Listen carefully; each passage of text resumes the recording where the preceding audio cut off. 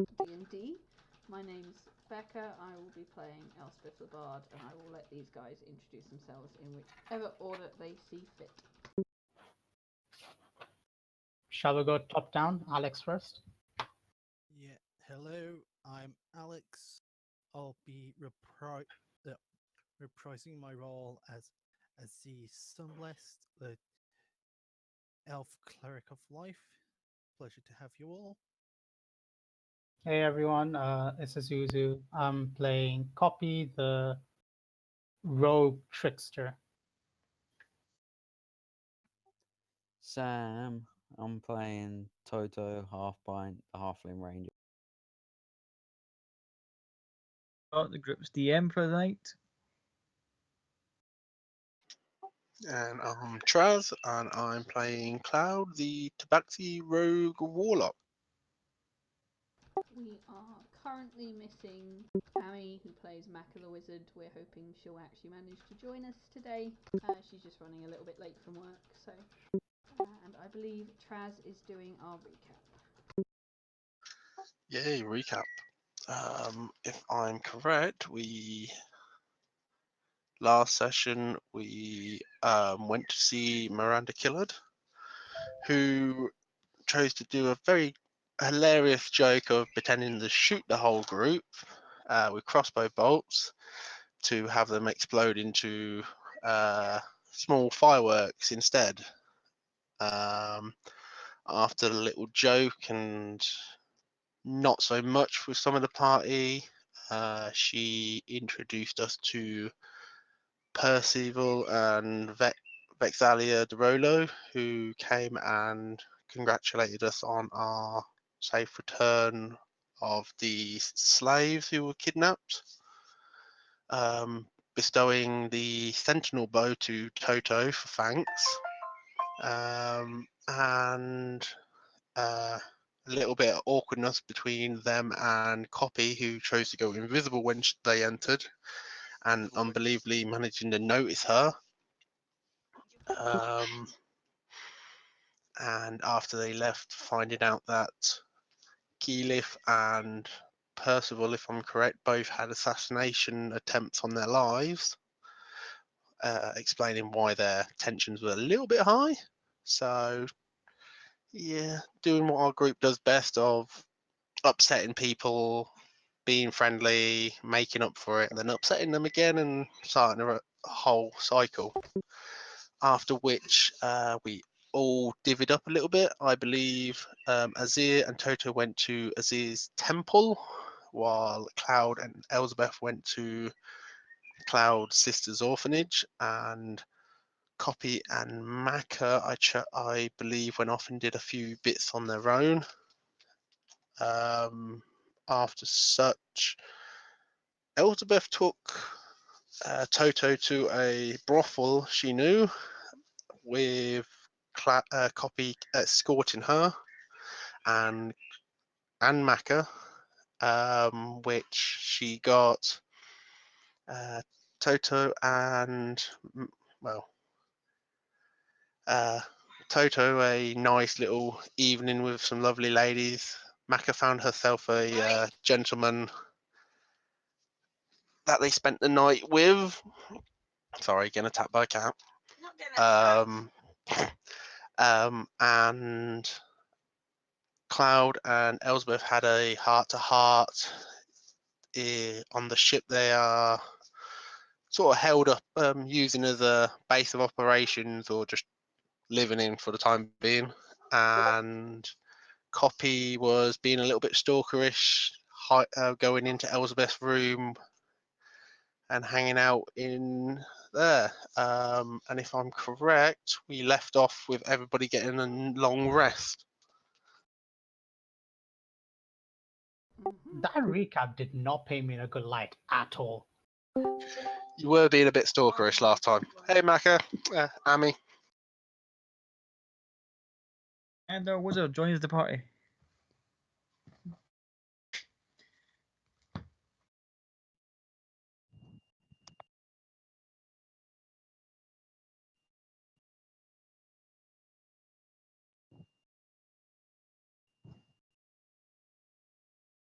We can't hear you at all, Amy.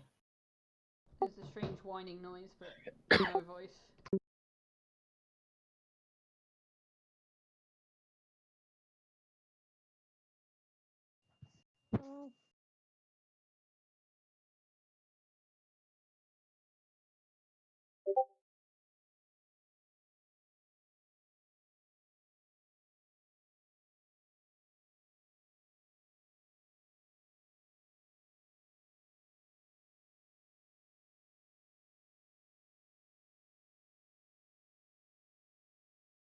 Nope, still nothing.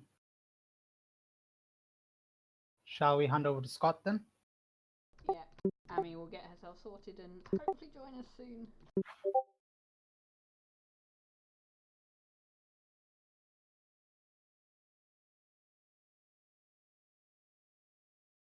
Okay, so it's the night after. You guys have all done your various bits and pieces the night before. Some of you literally done some bits and pieces the night before. Following morning, sun comes up. It's a nice day in Westrun. Seemingly uneventful. You've got free reign. Would anyone like to sit on the stage for the moment and see what they want to do first of all when they wake up? Copy's just gonna go and kind of wait outside Elspeth's room, waiting for her to come out, basically. She knows she's not in there because she went in her room last session. She may have gone back, so she's gonna wait around. Okay. If the magic's you're just sitting there, just like there's a little draft where your keep ends just like almost like a dog's tail, just sitting there patiently waiting for somebody to open the door. Like, when's she gonna come out? Like casually pawing at the door as well. If it's all right with you, Scott, there's just two tiny little things I needed to retroact from last week. One, I forgot to say, obviously, when Cloud took off his shirt to show Elsbeth his tattoo, the markings, she would also notice the scar mark that has covered up with sort of bark vines, I think you said. Yeah. And annoyingly, it's right there on my character sheet. Cloud, at the end of last session, I said Cloud had a tear in his eye. Cloud can't actually cry, so that's not possible. What? That's Sorry about that. Did Cloud have his tear ducts like ripped out or something like that? That's too much spoilers. Oh. barking up the wrong tree, Azuzu. Oh. Oopsie.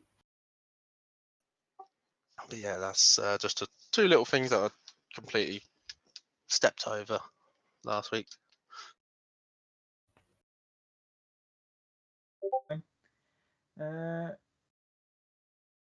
Well, since we're kind of on topic now in this ship, what are Cloud and Elspeth doing? Since you guys are nearest to copy, and we'll just kind of go around the group that way.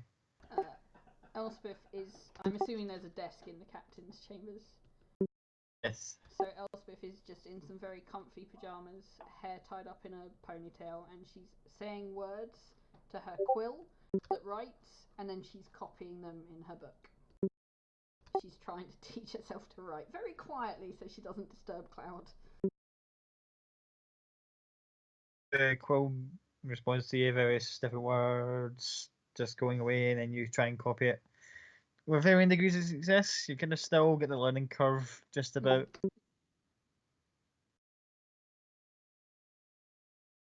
Cloud, what are you up to the first thing in the morning? I have to see waking up.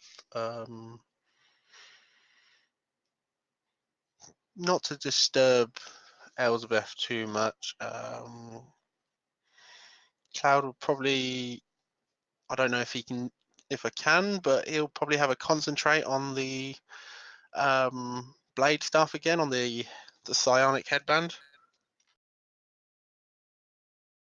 So the psionic headband and the kind of crystal formation at the end of the staff starts to glow. Make me the intelligence saving throw. Was it from last time? Can't remember. Yep. Yep.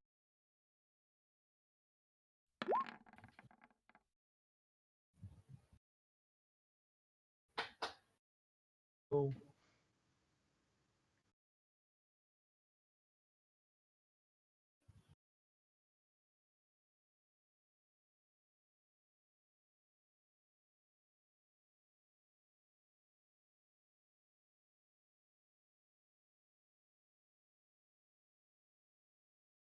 Sorry, that's 14.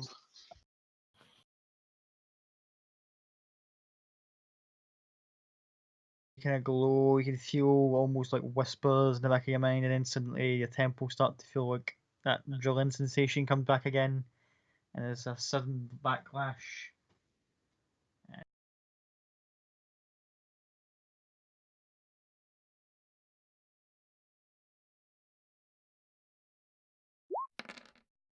Of 4d8, which is 3 points psychic damage. Again, throbbing headache.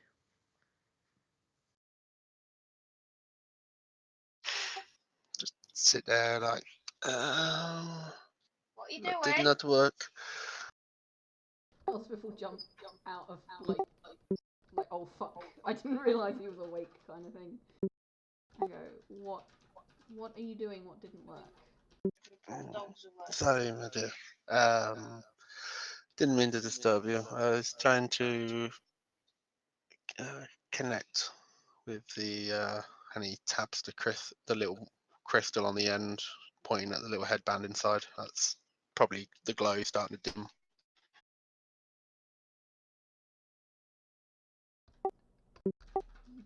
Didn't disturb me. Technically, I'm in your room, so I'm disturbing you.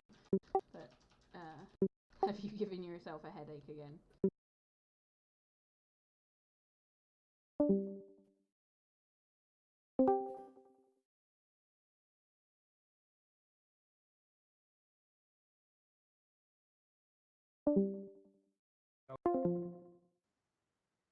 Oh, I think I'm back. Yep. Like audio issue. Yeah, it's better. Same. Do you want to try adjusting the bitrate on our channel, Sam, and see if that's causing it? Yeah, sure. Also, Zuzu, go into your user settings and turn down the sensitivity for your micro touch.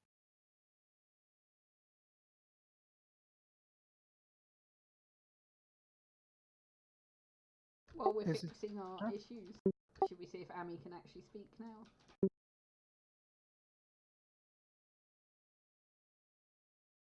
All good. I've increased the bitrate a little bit. Amy, can you hear us? Yes, I can. Hey, there we are. We're back. Yeah, that's right. Is this any better for you guys, or is it too loud or too quiet? The reason I told you to turn it down just a bit is when whoever was talking to you earlier, the mic was picking that up. That would be Traz, not Azuzu.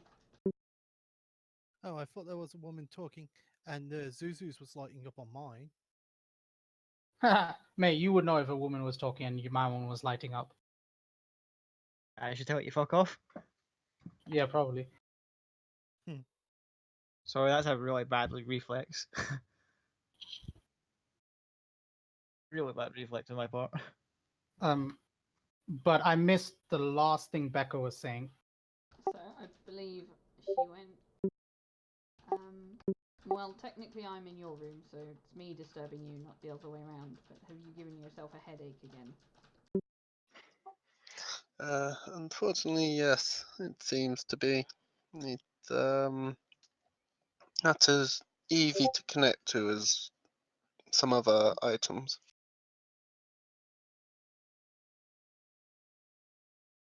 That is not surprising. It is something that GIF tend to use, or someone, I guess, with their brains. So it's likely to give you a headache when you're trying to connect to it. But let me see what I can do to fix that. And she'll cast Cure Wounds at level 3. She'll walk over to him. realising halfway through she's in her pyjamas and she'll change to her normal outfit. Cast Cure Wounds and literally a flash outfit changes into your normal attire.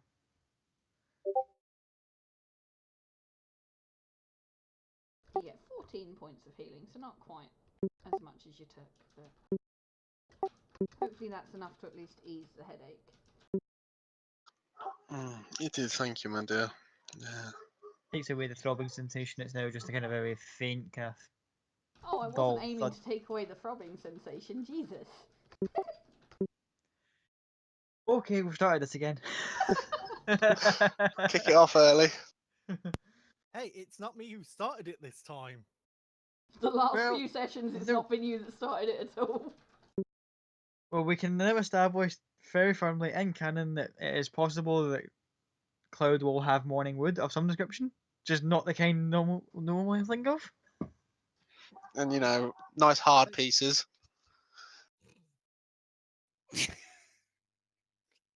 Talking about those, It's Elspeth is too hot. Please don't make me laugh. I'm already struggling to keep concentration as it is. Yeah, but best avoid splinters. Anyway, Elspeth is going to indicate to Cloud's forehead and go, are you going to be covering up or are you walking out of the door as you are? And I don't mind either way before you assume that that is a hint. That's not a problem, my dear. Until Addy rubs them, until I can get a better control on this, it might be a better idea to keep them out of the way. And he'll just wave his hand and the air around him will shimmer and they'll just disappear with masking many faces.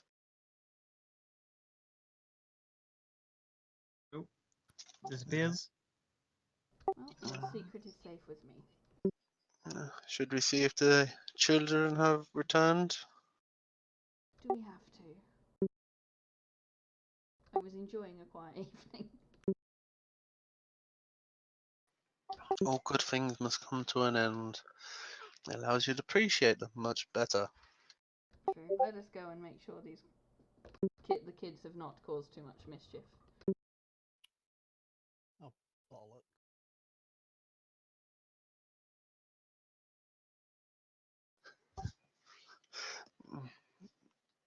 Ladies first. I will exit the room. You exit the room. A few short moments later, you encounter a copy just sitting outside your room like a little lost puppy. Are you alright, my dear? Yeah, yeah. I thought this was my room. I'll go back. Clearly, it's not. I I'm want to gonna go insight back to my check room. that. Yeah, go ahead. It's a contested deception, right? If you're Yep, lying. If you're lying, yeah. Yeah, she's clearly lying. This is clearly she knows this is not her room. Oh, Holy shit! The one time I roll well. right. So why are you sleeping outside of your room? I lost the keys. These doors do not lock. Believe me, I know. Oh. Right. I'm gonna So reach out a hand and get her off the floor. So what are we doing here today? Hopefully fucking off. Great. I do need to visit the town one last time this evening, but otherwise I'm good. Maybe we should get everyone together, looking at Cloud, and decide where we're heading to next and who's coming along. I'd happily come. I've got, as Elizabeth said, I've got a few bits in town to do before we head off. I also have a task that I'd like to complete in town. Well, two, if you count talking to Salvador.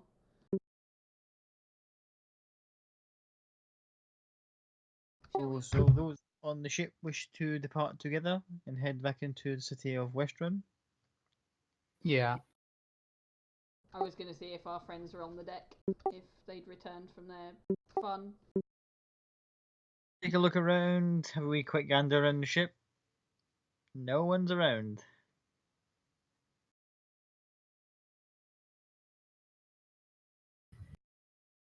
Well, I think Toto at least had a good night, and hopefully Maka as well.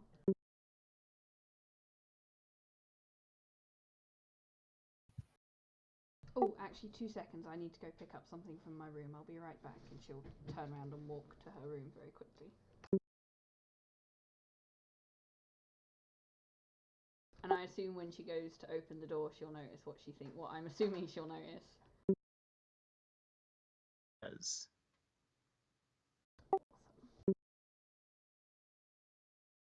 So she'll make note of that and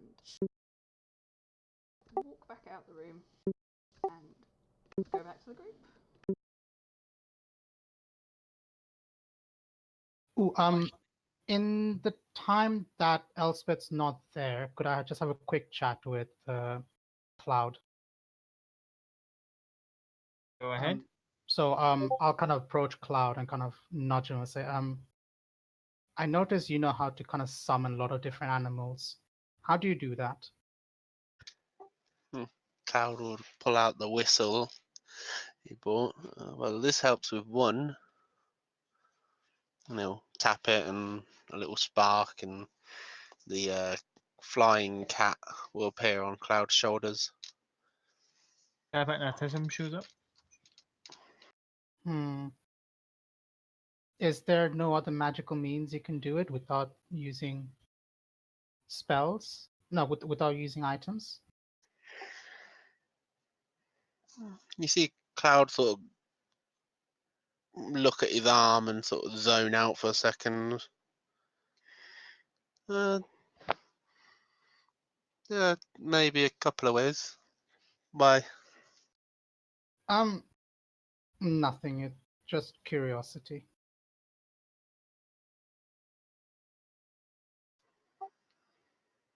Why, can you do something similar? No, I can't, which is why I'm asking. There is something I had in my mind, but I need to learn about it a little bit more.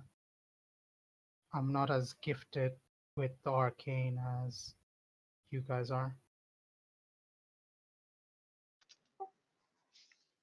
Well, it's hard to be as good as I am.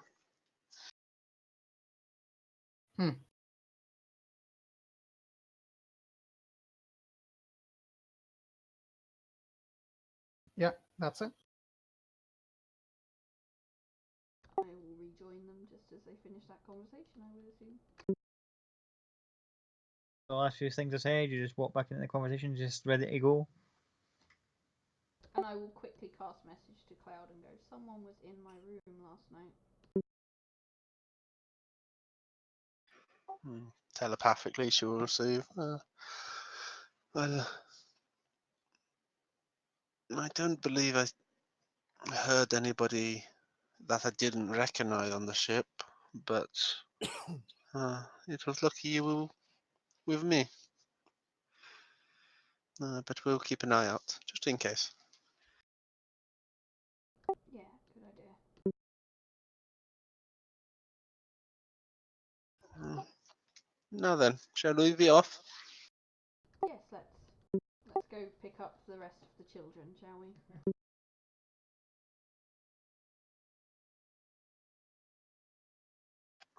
And we You head off. guys head off. I'll jump over to Azzy. What were you doing most first thing in the morning?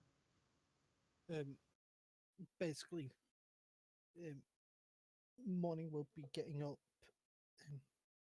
doing the morning prayers, then just packing my bag for travel, because this group seems interesting and it might be worthwhile to adventure with them for a bit.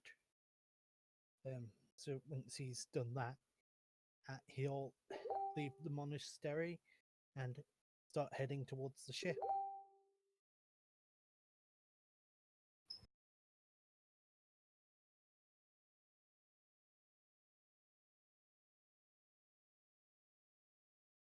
So what was the last bit there? I got this sidetracked.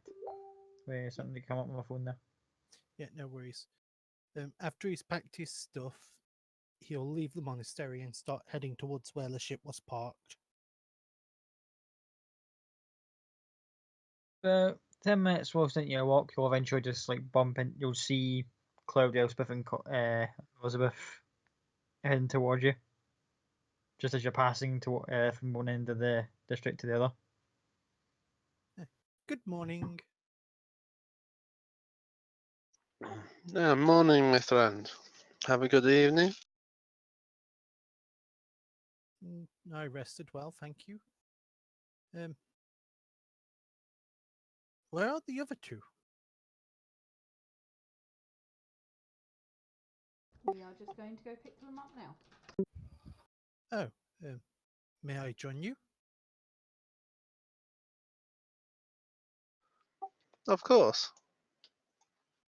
Thank you. Could I ask a quick question? When I got revivified, would I know who cast a spell, or would I would kind of know because as it would be kind of hanging over me, right? Yeah. Okay. As we're walking, I'll pull him back a little bit to have a quick chat with him. Yes. This morning. Go ahead. So I'll be like, I don't know how to do this because I didn't anticipate to be alive, but thank you for saving me. I don't know how to repay you for that. As he smiles a little, then claps both off Elizabeth's cheeks. Thank me by continuing to stay alive. That's all I ask. I will do my best. Thank Also, you. Your secret is safe with me. Thank you.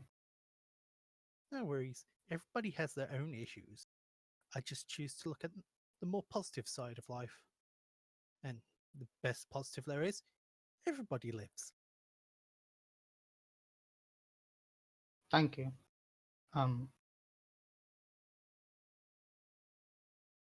Yeah. She will kind of awkwardly scuttle away a little bit far away, like 20 yards away, 20 feet away. You're a member of the group, aren't you? Why don't you walk together with us? I don't like the sunlight.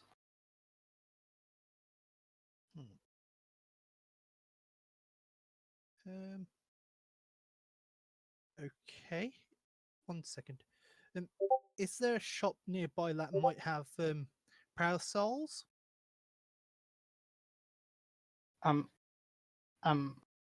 not sure. Maybe. No, I was asking Scott that. Oh, sorry. You could probably find somewhere selling a parasol. Right. Yeah, I'll buy one of those. 5 silver.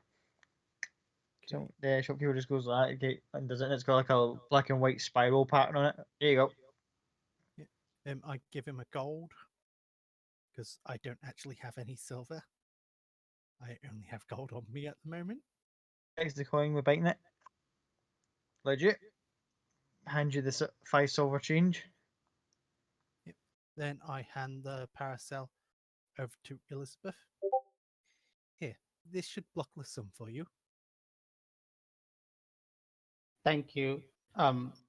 She'll take it very awkwardly and kind of hold it above her head, but still be kind of a bit awkwardly behind the group. I know it takes time to adjust to things, but I hope you learn to work on the same line. Thank you. No problem. Carry on back towards Salvador's place. We're going to see what Amy was up is up to first thing in the morning after her little encounter last night.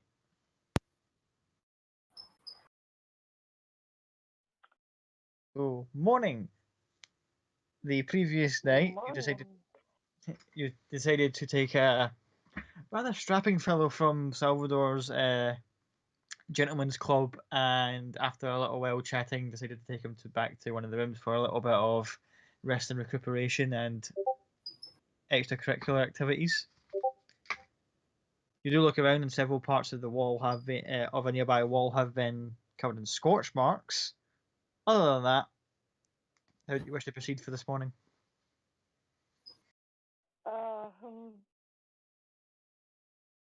Is there any shops open for early morning?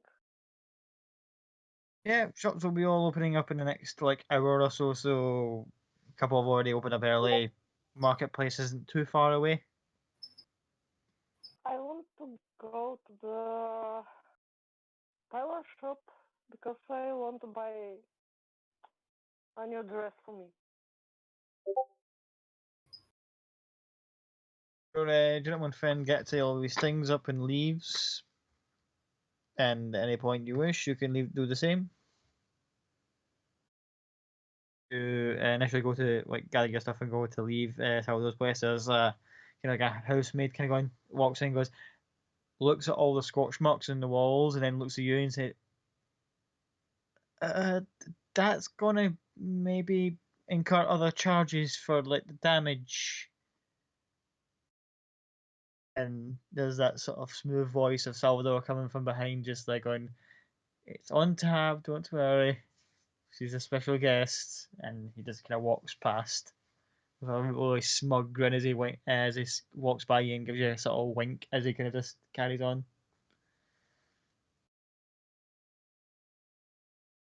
If Maka wishes to leave, feel free. Yes, is there anyone of the rest of the party somewhere around? Total is a couple search for room them. is about 2 rooms down the hall. Wish to check up on him before you leave, or go and get him? It's up to you. I'll go to check.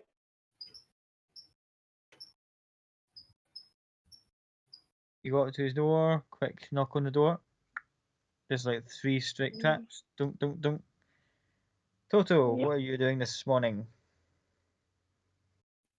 I'm gonna go and open the door as quickly as possible and try and not to wake up my female companion. Yeah, she's still kind of curled up on the bed just where you were lying next to. Go up, open the door. Marcus is standing there. Oh, morning. Morning. I assume your night was busy. Not so much. Are you ready to leave? I want to go to the shop and I wanted only to tell someone if someone looking for me. Okay, yeah. Can you give me 2 minutes? Can you wait here while I grab my Yeah. stuff? I'll come with you. Okay. Okay. All right. I'll be 2 minutes. Okay, I'm waiting for you. Okay. I'm gonna shut the door. I'm gonna go on back inside, still trying not to wake up the lady in the bed. I'm gonna put 20 gold pieces on the side. And I'm gonna get a piece of paper. I'm gonna write a note that says, Adria, thank you. Till I return, Toto half pint. I'm gonna take out an arrow from my endless quiver. I'm gonna wrap it around the arrow and I'm gonna leave it on the bed where I was lying. And I'm gonna pick up my Crocs like a fucking walk of shame, and I'm gonna try and exit quietly. For the last part, make a stealth check. Oh shit! Fail it. Fucking fail it.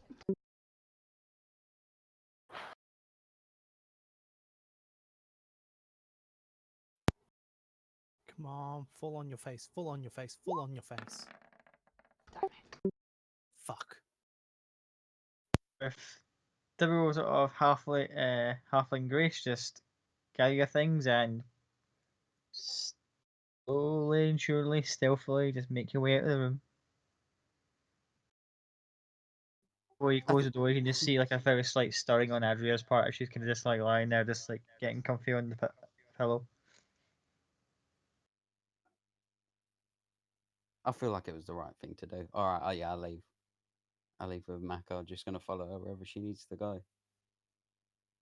Maybe pick up some breakfast on the way. Maybe yes, that's a good idea. Do you want to Let's go back have to? Do you want to go to Slayer's Cake and get pastries again? Because they're banging. Mm, don't know. Yeah, I'll go wherever you need to go. Let's have a breakfast first, and after that we can go shopping. All right, let's do it. Let's get some grub. Yeah. I'm sure you worked up an appetite.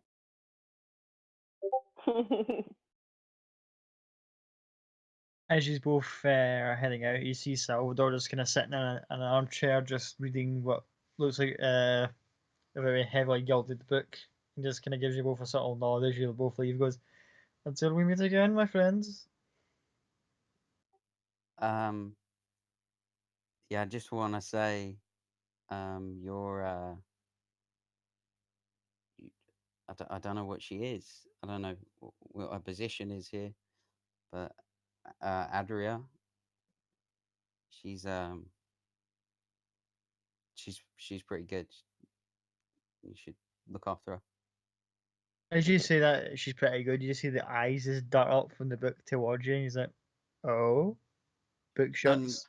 not like that. Like she's a good person. Just just look after her. Make sure she's okay. I look after all of my associates here. I'm sure you do. I'm sure you do. It's a fine establishment. We've had a fantastic evening. Thank you very much. Both welcome. Although, my dear, and he kind of looks at Mark and goes, "Next time I might have to charge for the drapes. Those were made of very fine silk that you seem to have scorched a little bit. But this time I'll let it slide." And he just kind of jokingly winks again. As I say, till next time, he goes back to his book.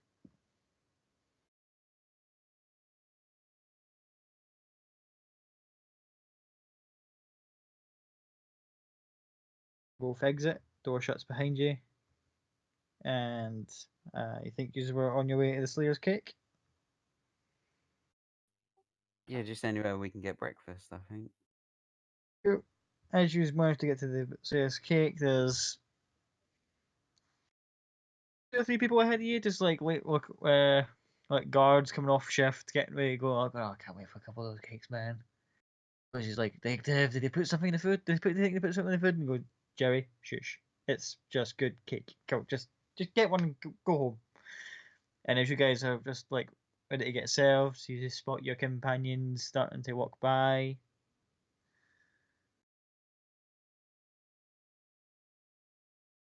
Go in the direction towards Salvador's and don't notice you guys are in the Slayer's Cake. Maka, do you want to get their attention while I wait in the queue? That's fireball. I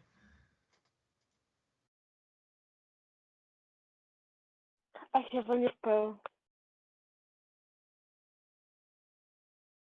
It's called I can freeze them instead of burn them. Do you want me to show you the spell?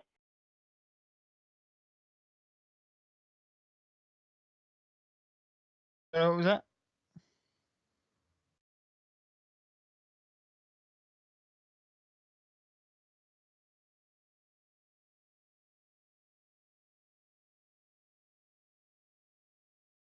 Macca, I think Scott needs you to repeat what you said. I don't think he heard you. I said that I have a new spell with Cone of Code and I can show it how it works. As long as you don't damage them.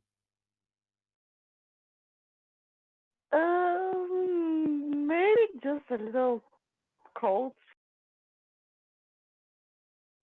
It's probably They better can to become just. frozen. It's not. It's probably better to just tap them on the shoulder. Like freezing them is awesome, but I don't think they're going to appreciate it. One way to break the ice, I Maybe. suppose. Maybe You can yes. you can freeze me if you want to. No. No, I Alright. don't.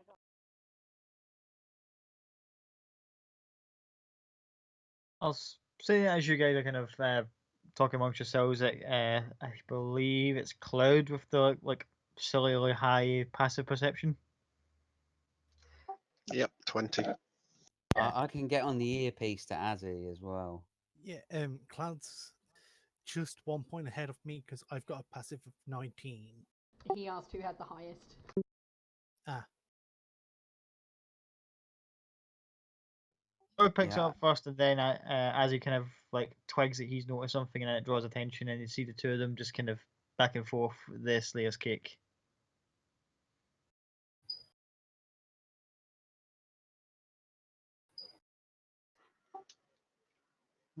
Cloud just sort of stops the group and gestures over to them. There they are. He's obviously getting more sweets and coffee again. Well, if you guys want to go join up with them, I have to go and speak to Salvador, so I will meet up with you when I'm done. Of course, my dear. And I'll carry on. Copy will carry on with Elspeth. Oh no, darling, you go with those guys. I will be perfectly fine by myself. But they don't like me. Then go and make friends and make them like you. Okay. She'll turn around very reluctantly. Elspeth will watch her walk towards the others. And send message I can to just hear Cloud. the old Incredible Hulk TV show theme as she's walking away. And she'll cast message to Cloud and go, make sure she plays nice. Cloud's just trying not to smirk too much. And once she's back with the group, I'll turn around and carry on walking.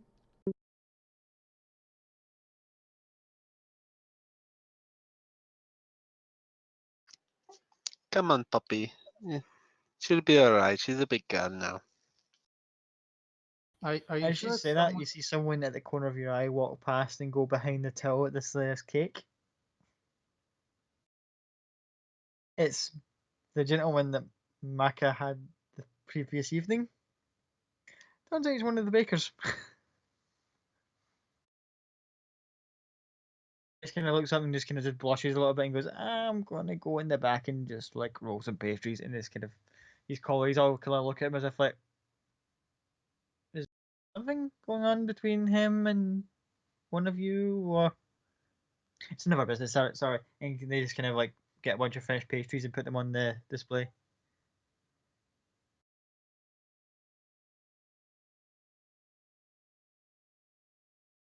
no wonder he could tolerate such high heats. Oh, I was going to say, I hope he cleaned his hands, but Cloud doesn't know.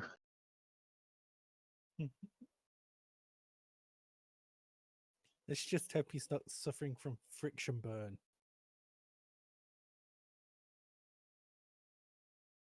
Got to worry about regular burn. Never mind friction.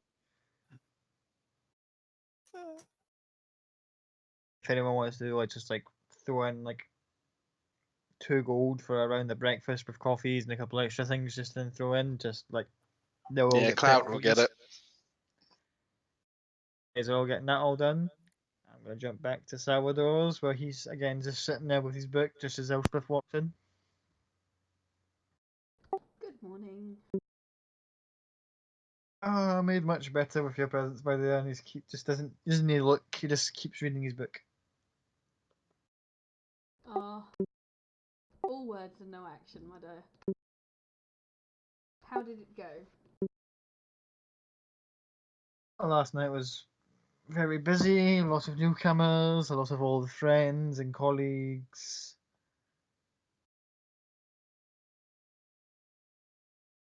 Did you perchance get to do what I asked you to?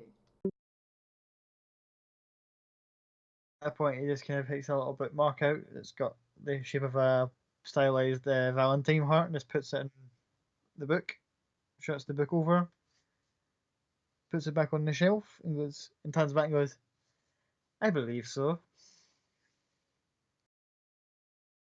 You believe so or you know so? Two different, very different things, dear.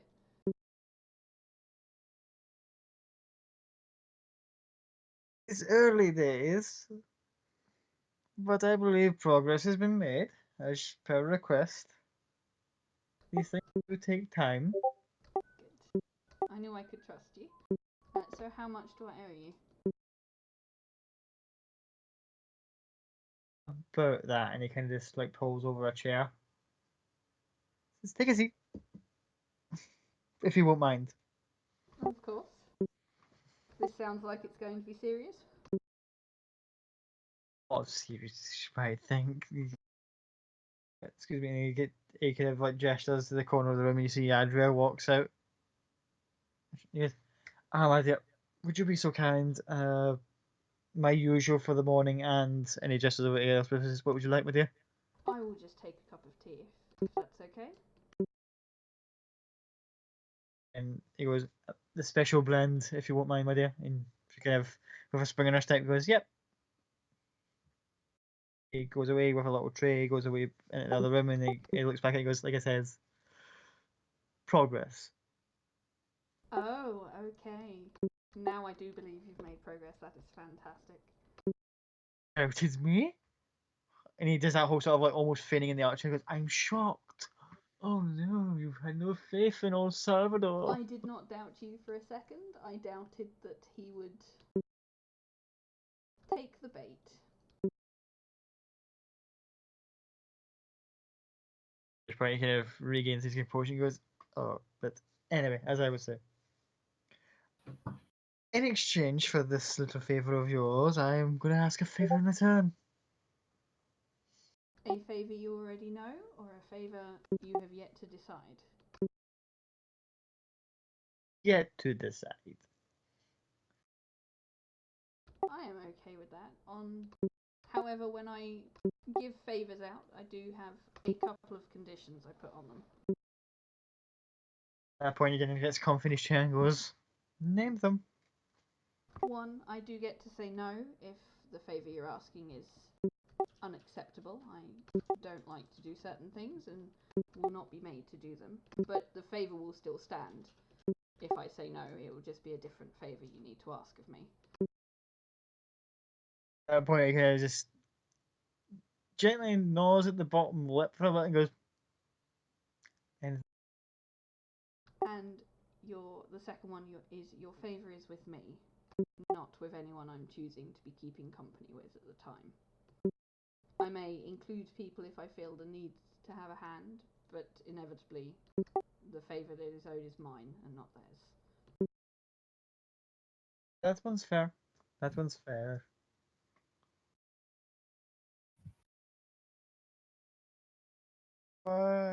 If I do need to call upon a favour from you, my dear, I believe you're familiar with the at all. So if you hear my lovely little voice creeping at the back of your mind, it's not a case of longing for old company's sake. It'll probably be me calling in the favour.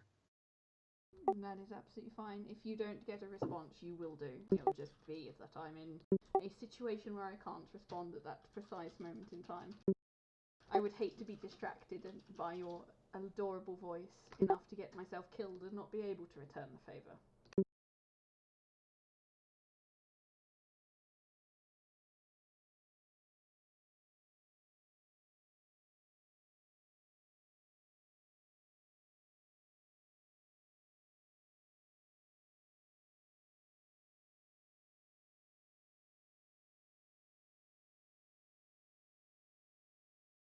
Is that all for this morning?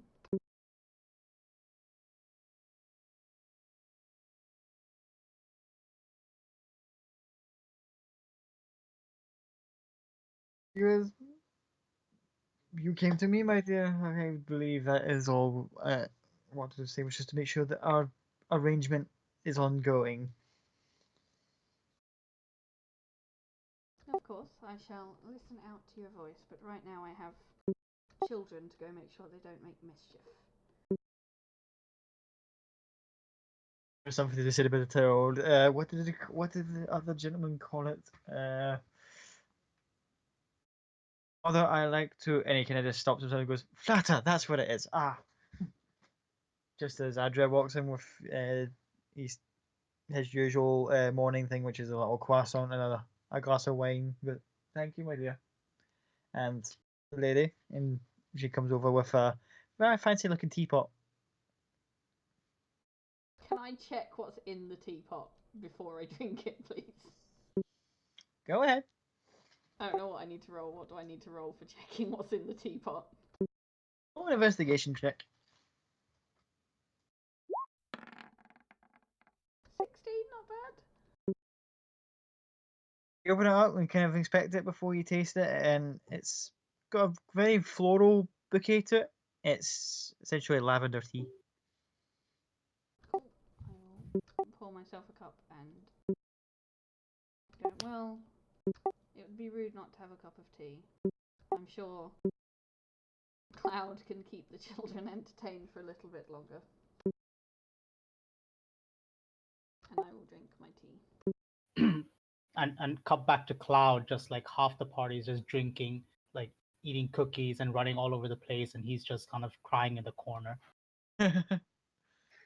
Cal would be like pushing you to do more. Clearly the fun dad. The thing is, see if he was the uncle, he'd be like, "Here, have like 5 gold's worth of pastries. Go nuts, kids." Cloud's like Yeah. a weekend dad. But yeah, as you're enjoying your tea, you can hear voices from a nearby room as distinct footsteps come through. And there's the lady with the large beehive and the tight corset kind of walks in, going, "Well, see you, darling. Until next time." Snaps her fingers and starts walking out. Gives you a subtle nod, and Salvador as well as she walks out. The gentleman who she was talking to comes a couple of paces later and goes, "And you, my dear. It's always lovely to see you." Can I Oh, insight check Salvador. that voice again? Insight check the voice, yeah. Please fucking roll a decent fucking insight check. 18. That voice seems hauntingly familiar, and then just as he kind of turns around and looks to around the room, you just suddenly get that very cold realization that that is Vincent who had just walked out. I am going to act very casual and act like I haven't seen him. Staring into my cup of tea.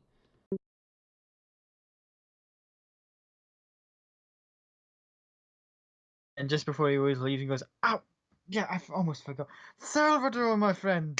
And he kind of comes, he starts to walk over, and again, Salvador kind of just like takes a deep breath.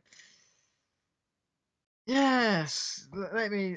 Sorry, my dear." And kind of just gets up and walks over to the man you know as Vincent. And the two of them kind of walk off and start talking around the corner.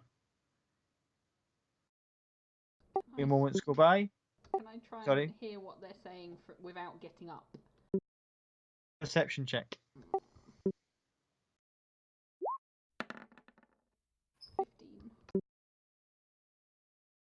Can't quite make it out. There's a couple like little bits and pieces that you can make it kind of clear. It's like, oh, it was a great evening last night, blah blah blah blah. How about that arrangement, blah blah blah. But you can't really pick out the Yeah. details. That's fine.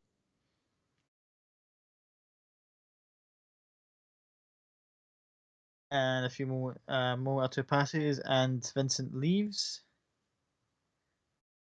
and Salvador returns. Sorry about that, my dear. Just last minute goodbyes from old colleague. Seems an interesting fellow. How do you know him? It's a peculiar set of circumstances. Probably for another time when we have longer to chat. You do have friends waiting after all, and they're going to. Two things before I leave.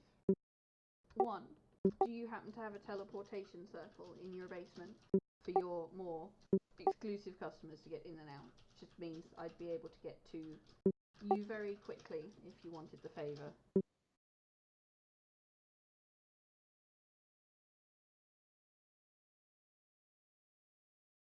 Make a persuasion check. Oh, Jesus. Because he's sitting there thinking for a moment as you're saying that. 17. Very subtle smirk goes in his face and goes, I really do like this, you. Yeah. Come with me. I'd take any callers while I'm away for the brief moment, and she kind of sits there with her tray going, okay.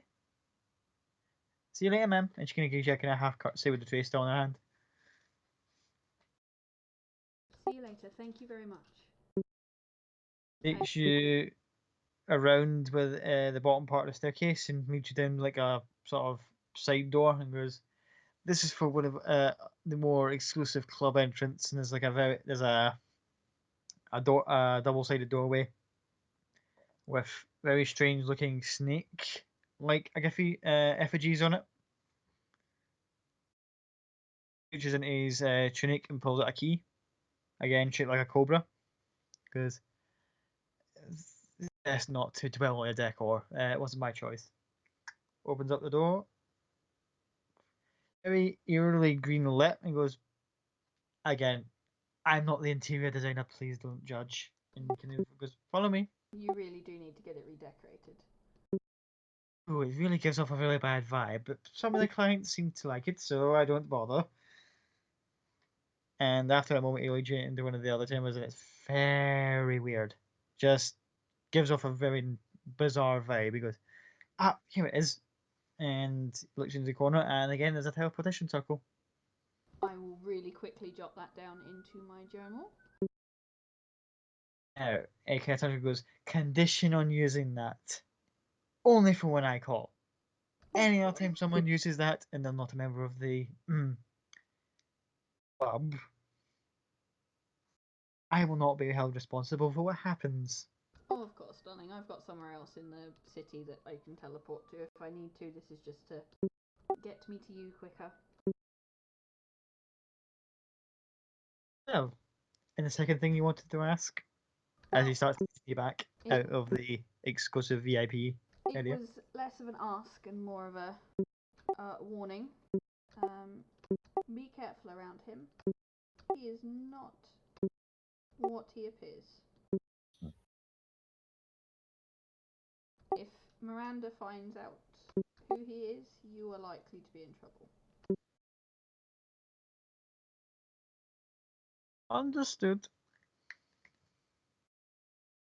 And on that note, I shall leave and go and see what mischief the rest of the group are getting into. As you leave, Salvador gives you a quick little bow and then heads back inside, just as the door shut. Well, as everyone else is enjoying their time with this layer's cake, having little coffees and pastries and all sorts of fun little. They're actually coming up with free samples for their latest thing, the mini trinkets, which are little kind of bell-shaped biscuits. Anyone would like to try some? Ooh, delightful. As they're passing around, Maka's kind of sitting there thinking for a sec and goes, "Be right back," and heads off to a nearby dressmakers that she's seen down the road.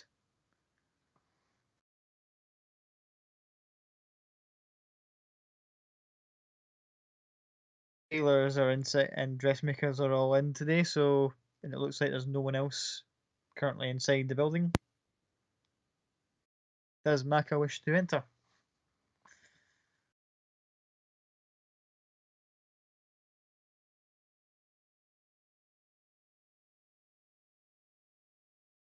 Oh, I'm guessing she's Yes, not. I will.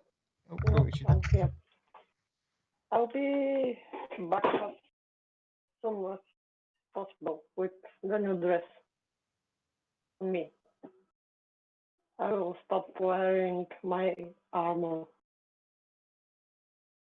Stop wearing the armor and just wear the dress. Yes. So, the finest dress that they've got there, in the style of which you're kind of more, shall we say, looking for, is somewhere around or between 250 and 300 gold. It's no problem. So you just put the gold on the table, and the dressmakers all just kind of go wide-eyed and go, "We'll get on that." Start taking their measurements, and they say it'll be ready by the end of the day. Okay. I'll be back in the end of the day to take the dress.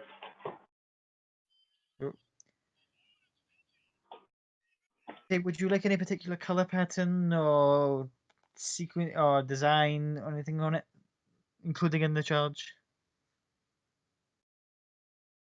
Yes, I wanted to border it. You start getting color swatches out and go, this one. They show you the kind of rough color looking that you want, and you go, "We'll get right on that, madam." Get to work on the dress. Okay. And Maka will rejoin the rest of the group just at the same time Yeah. as Elspeth will join everyone together.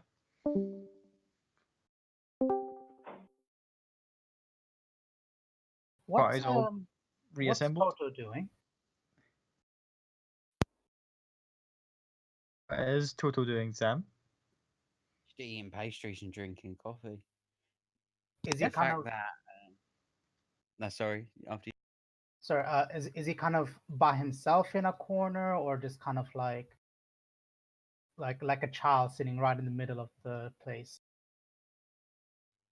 I just thought that we was like hanging together. Once Cloud got there, I'd probably just be sitting with Cloud. Oh, cool. All right. This cake has a intake of people who grab the stuff and go. You guys are just sitting in a little kind of side bit yourselves, just almost like a little booth, just eating away breakfast. So, what does the trinket biscuit taste like, Scott? What could possibly go wrong? Anyone wish to say or do anything particular before we move things along? I think Alex asked a question: what the trinket biscuit tastes like. They've actually got like a variety of flavors. Depending on if you look at the biscuits, they've all got like the armor plating has got like different colors of fondant on them. Like green ones are mint, orange ones are orange. A couple other ones have got like different flavors. Whatever one you picked up is the one you get the flavor for. You're like, oh, green one, mint. Oh, quite nice. A little thin like wafer to it. Yeah.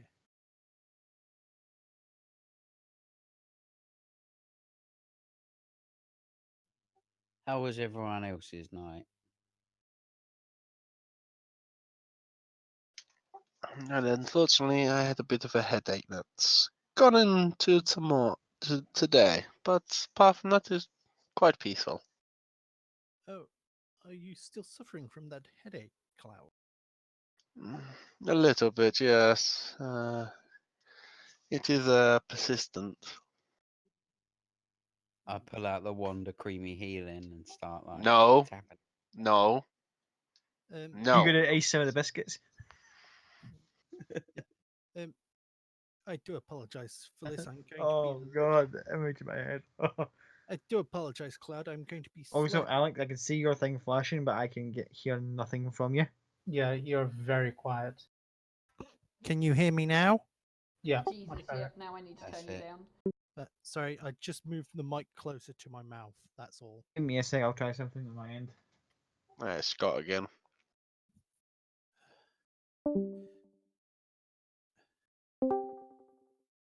Right. I don't know How why am I? what randomly go. This person's going to be mute. How am I sounding now, Scott? Fine, perfectly fine. Right. Yes. Cloud, I do apologize, but would you be okay with me examining you? I will have to be a little handsy, but if I can figure out the cause, I might be able to deal with this headache for you.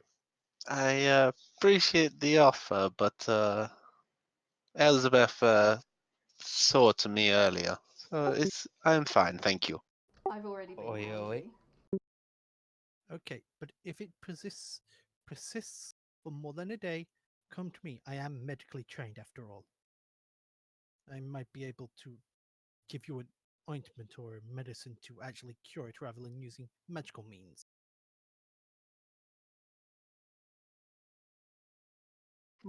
I do appreciate that, thank you. It's no problem. Elspeth is quietly giggling because she knows last night she didn't use magical means to cure it.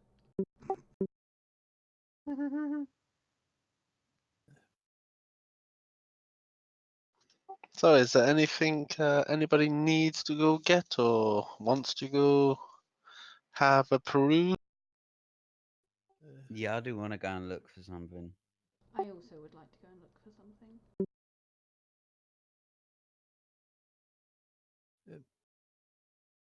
Yes, Toto, do you want to help me pick out a diamond to replace the one I used? Absolutely. I am paying for it after all. Cloud, you're gonna have to give Azzy 300 gold out of that bag of holding. Well, you've got the bag of holding. Have I? Yes. You've got the bag of holding. Cloud's got the portable hole and the haversack at the minute. Correction, he With had the bag of holding. oh dear. Not stolen, just forgotten. Where's the cash? In the Thankfully, that's portable all hole. in the portable hole. All right, I need some cash out of the portable hole, and I need to. Wait. Somebody needs to swing back by Salvador's for me. Cloud, Yes, you have a potable hole and a haversack, correct? that is correct. You didn't put one in the other, did you? Of course not. I stopped Toto from doing such a thing. I've heard about what happens. Oh, thank goodness. Apparently, it would have killed us. I was about to say, would any of us be sitting here if he had done that? Seems a little bit of a silly question, if I'm being honest. Sometimes it doesn't kill outright, just badly maims or injures. Well, that's not what I've heard. I've heard it throws you to God knows where, but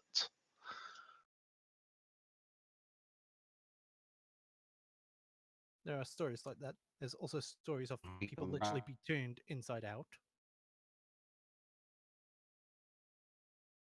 Yes, it's a dangerous thing to combine them all, combine them both.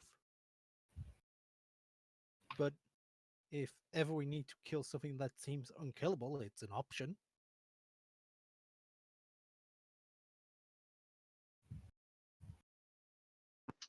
well, so 300 gold was it? Yeah. Alright, hang on a sec. I've got to back out because that came through mumbled as all hell. I think that's Sam, rather than us. Yeah.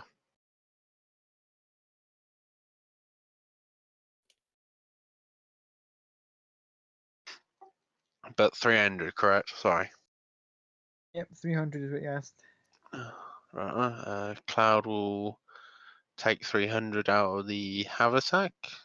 I Keeping thought it an was- eye out for anybody who's watching I thought it was us in the and hole.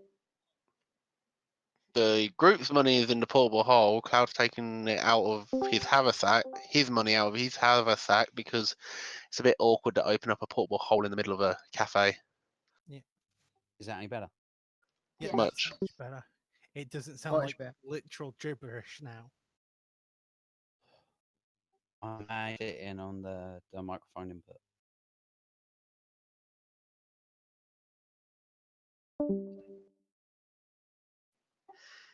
He'll hand Azzy the 300 gold discreetly.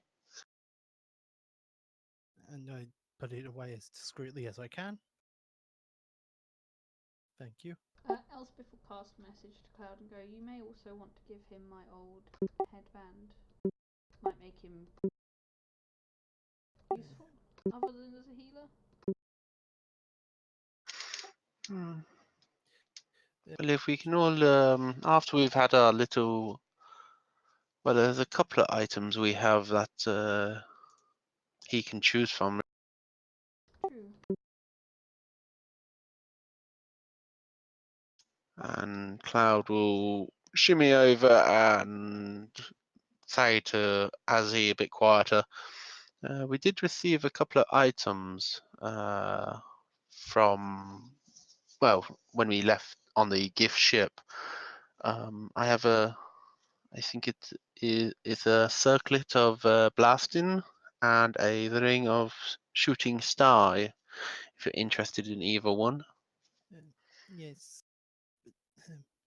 The coffee still hasn't completely kicked in for me. Let's talk about this later, and considering I'm guessing they're valuable items somewhere without a load of ears. That's why I'm being discreet, but yes. Yes, I think you will have noticed I'm not the most discreet sort of person. The smile just across Azzy's face as he says that, knowing full well that he's probably talking at his normal volume. That's why There's I a couple of deal people with kind of things. giving you a coy look of like, what are they talking about? And it sounds really dodgy, being spoken out loud. Yes, but have a ponder over the options. And when Maka walks back in, Cloud will what?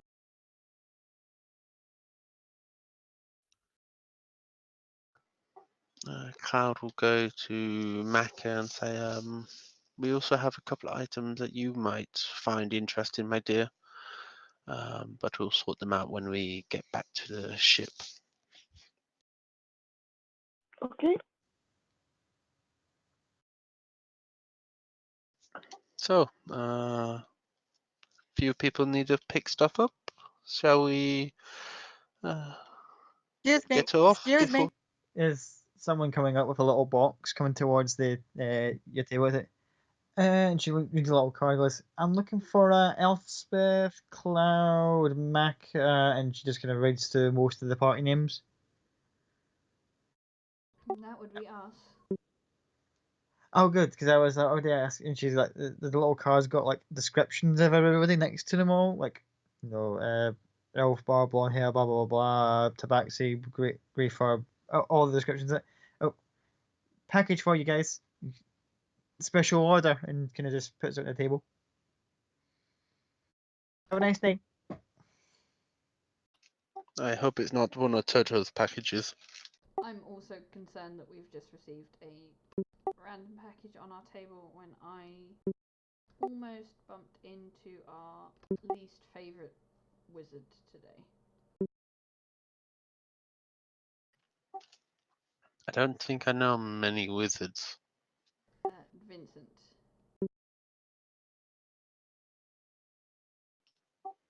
Oh, he's still hanging around. Yes. What's he up nowadays? Well, apparently he was sleeping with a lady with a beehive haircut last night. You would think he would have more taste. But he was at Salvador's when I was there this morning.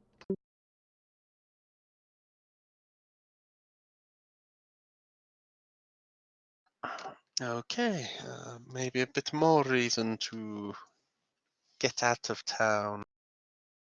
But maybe we should check the parcel before we open it.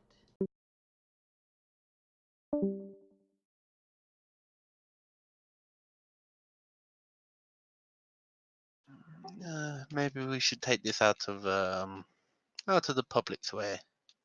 It's in Then a little Cloud Slayer's gets up. cake box, by the way. I meant to clear that up. Is that the package is like a special order somebody had left for you guys?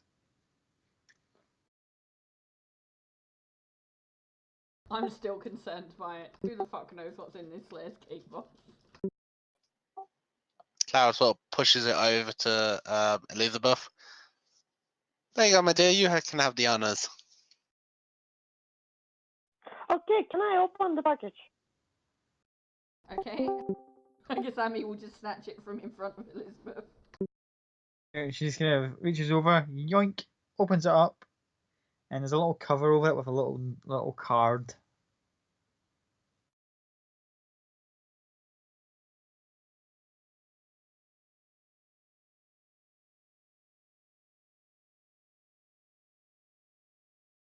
And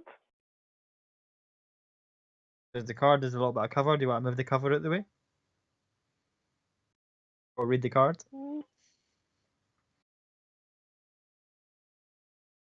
I will show the card to everyone to read it. Okay, so you take the card and hand it over. With almost childlike glee, you can just like, take the box, open it up, and go, "There's a card. Someone else read it. I want to see what's in here."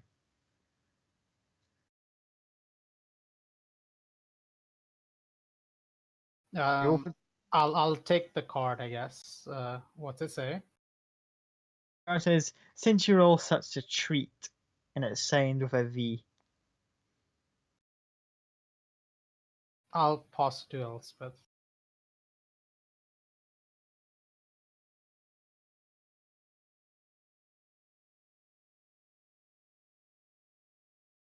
Pass it around. As you pass it around, Maka opens up the package and there's little gingerbread versions of everyone in the party.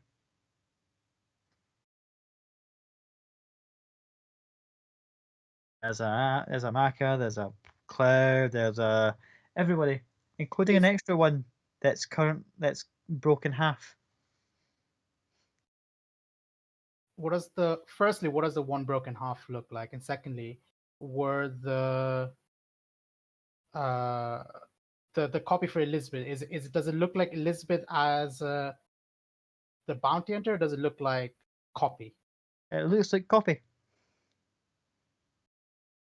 And the extra one looks like a fella in heavy black plate armor with a katana in his hand. Which is a bit of a stretch for me, but that's basically what the little gingerbread guy looks like when he's broken half. Yeah. Okay. Is that meant to be Gallon? Yeah. I'm gonna venture, I guess it's meant to be Gallon. Yeah, it's meant to be Gallon. Oh, I've just worked out who the V is.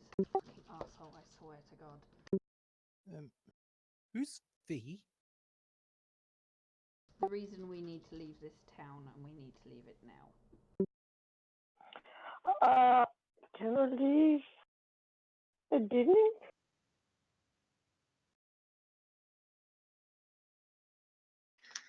Cloud picks up the cookie that looks like him. Lets Cat sniff it to see if it's poisonous. Take a medicine check.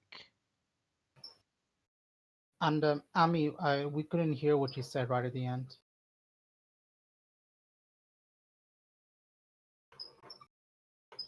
I just asked, can we wait to the end of the day before we leave the town? Yeah, Elizabeth will answer. Yeah, I do need to wait until the end of the day. I've got to meet someone quick.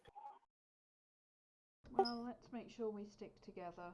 If we're going to be here longer than we need to be, let's stay as a group. The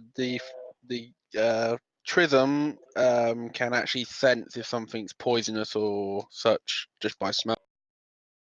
Ah, right, okay. There's no poison. They are legit just little gingerbread people that are shaped like everyone in the party, plus a gallon. That was seemingly deliberately broke. He is a sick bastard. And Cloud starts eating his biscuit. So, who's the black armored one meant to be?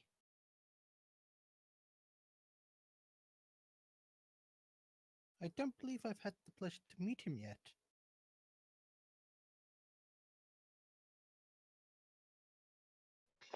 Because he is dead. Yeah, he Oh, he saved me oh, and my, died while doing so. oh, my apologies. I think they and I'll point to Elspeth, Maka, Cloud, and Toto knew him better than I.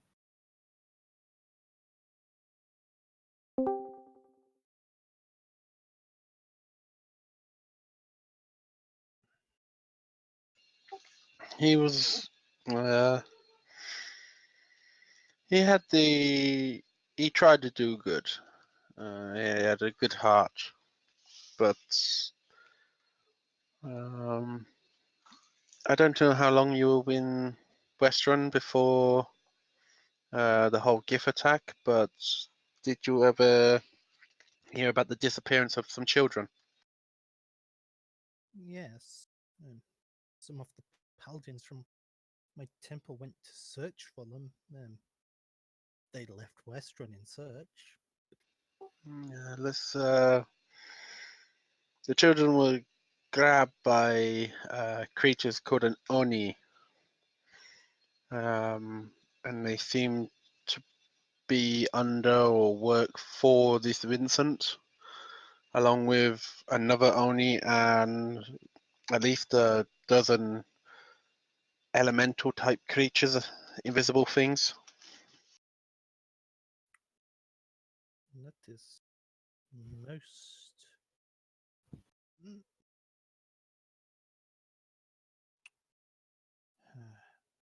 How do I put it? Clouded sky, yes. It's clouded sky, no light.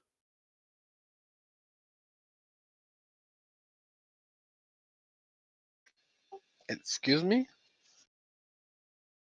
Uh, Clouded sky? As in no sunshine? No warmth? Uh, Expressing disappointment and sadness and anger doesn't come naturally to me. That's why when stuff like this happens, I tend to refer to it as clouded sky or no light.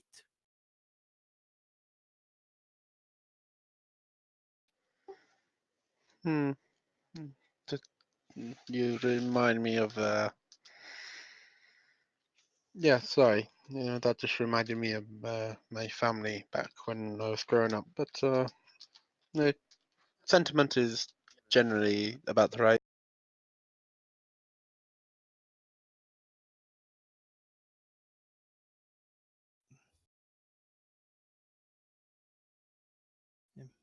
Well, I believe we've finished here.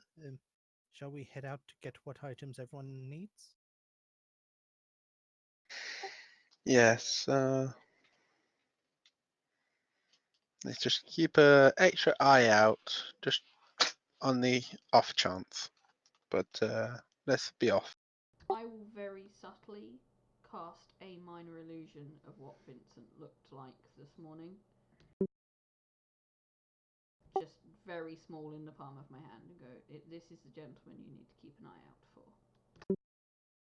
Generate the image of older gentleman, very distinguished little kind of pencil mustache and pointed goatee, hair slicked back, going from white to kind of grey. and flailed up collar, fancy crevasse. What would I have to roll to see if Azzy's ever met him?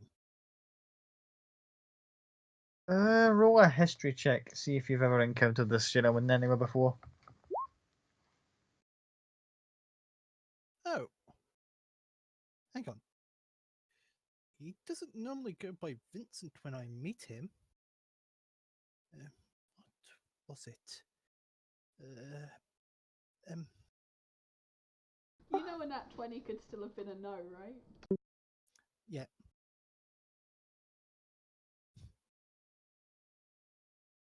Is it still a no?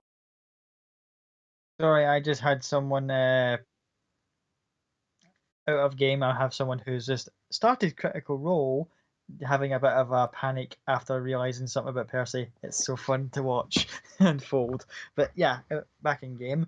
With result of natural 20, I will say you have encountered someone like him before. Used to hang around the Cobalt Reserve briefly, but and a couple other choice areas around Westrun. But other than that, you don't really know the guy personally. Don't know him personally, but as I've been doing business in some of the more prominent areas of Westrun, he's been around. The most common place I saw him was by the Cobalt Reserve, but it didn't strike me as odd. No. No. Pillars light guides me. I shall only see the positive. If he is the culprit, he will be caught.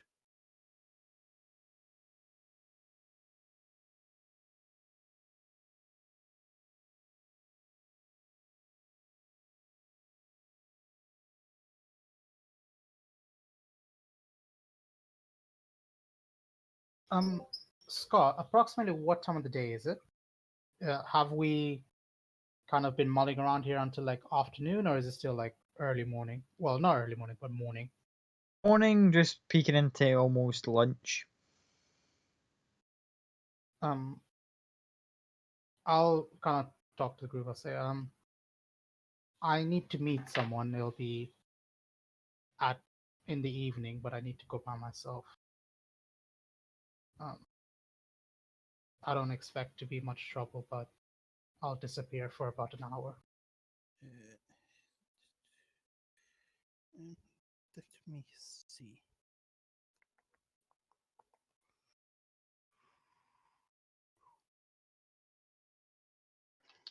The same situation, but while we're all here, we might as well have a wander around, collect what the few people who want to have a look for stuff can collect, and then we can divvy up the items.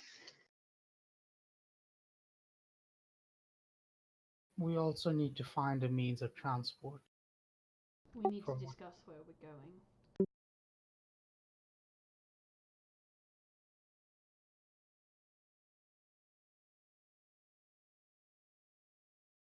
Any suggestions? Well, I think that's a discussion for later on if we're spending one more night here. But I believe most of us are heading or wish to head towards Iman, unless there's any other destinations that are more pressing.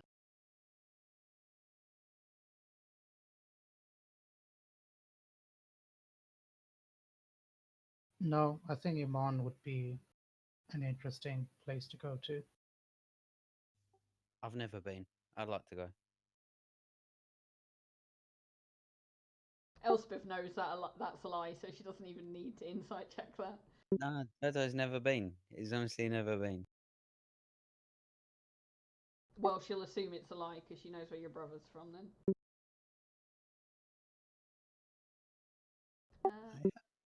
Well, I can get us fairly quickly to Iman. We won't need a mode of transportation.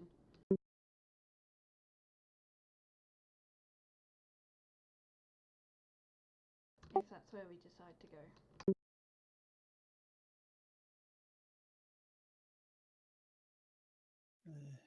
If I remember correctly, I should also have a means to get us there. I'd have to pray for the spell for a little bit, but I could do it.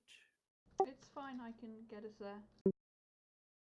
I don't need to pray for the spell or anything, I just have it, so I can get us there, it's no problem.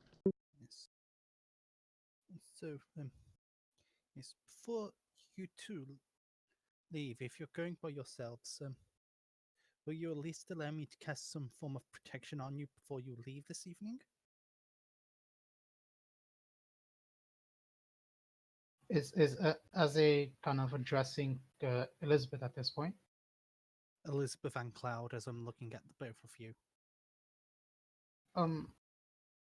To be honest, the person I'm meeting may detect if there's any nefarious activities.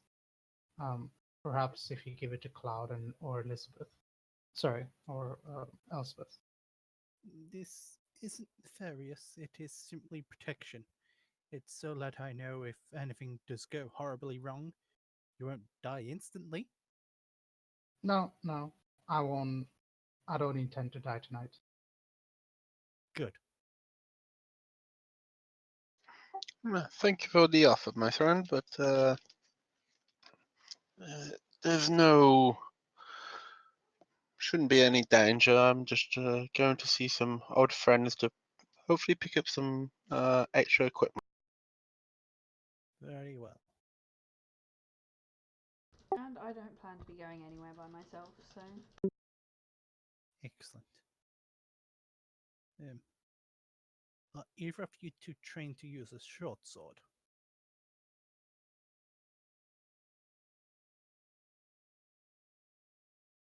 Mm, Which two? Cloud and Elizabeth. I am, but I do not tend to use weapons of that sort. I tend to be more ranged, and I'll take on my short bow and I show it off. Yes, short bows are good for range, but if someone does get close to you, at least this evening, use this, and I hand her my short sword of sharpness. Thank you. I don't know what to say. Thank you. Making sure you come back alive is #1 priority. Remember that.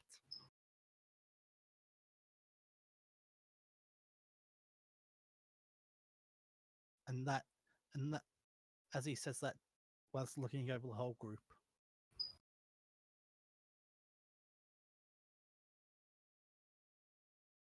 Sorry, really quick out of character question. What teleportation spell do life clerics get? Teleportation circle.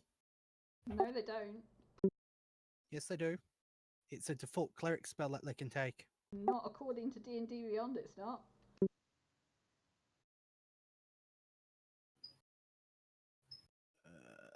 Let me open that.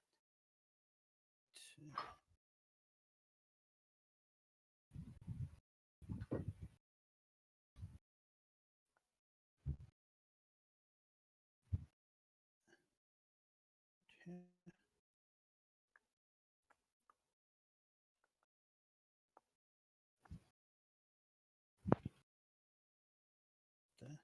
So in here. So in here. Oh, yeah. Yep, my bad. I looked through the I was looking through the spell cards rather than D&D Beyond, and I was looking at the pile which is which I've separated for the different divinations, and It's Arcana Cleric. Yeah, I just didn't see it at the bottom. It's just how hot it is here that it's throwing me off. Fine, I was just like, wait, what? Sasuke has a teleportation spell? What? What did I miss?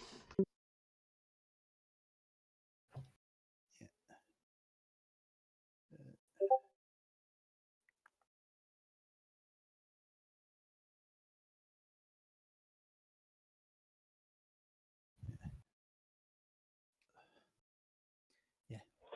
Do remember, I'm not completely with it at the moment. Oh no, literally, it was just literally me going, wait, what? Sasa should have a teleportation circle? What have I missed? I have a question about this teleportation circle. Can we buy a scroll with it? I can learn the spell from the scroll.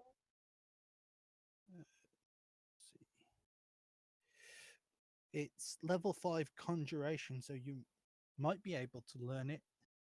Although Yes, a scroll at I that may level might be well. expensive. Yes, maybe.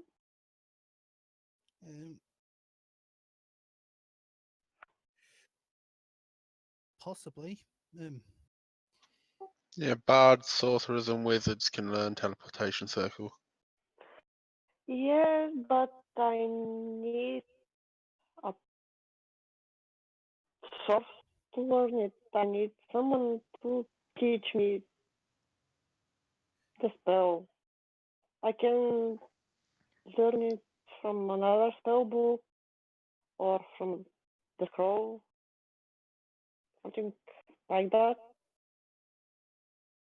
I'm a wizard, I'm not a sorcerer.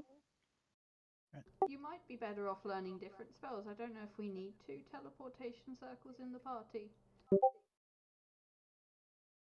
Maybe it can be useful. Possibly. I don't know. But you might be better off spending your money on some other kind of spell. But if you want it, we can certainly look for it, I guess. No, it's only if the rest of you decide that we can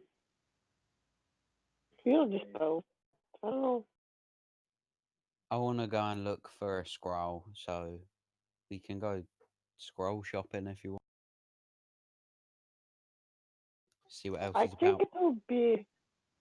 I think that scroll will be really expensive. Really, it's 5th level spell. That's alright. Cloud can pay for it. What? You heard me. I don't know. Remember who you're talking to. I just told the dress for me, and I spent a lot of money for it, so I don't have money for that scroll.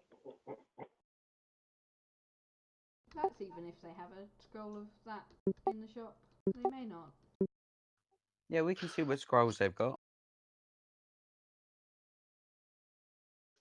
Well, let's go see what we can find.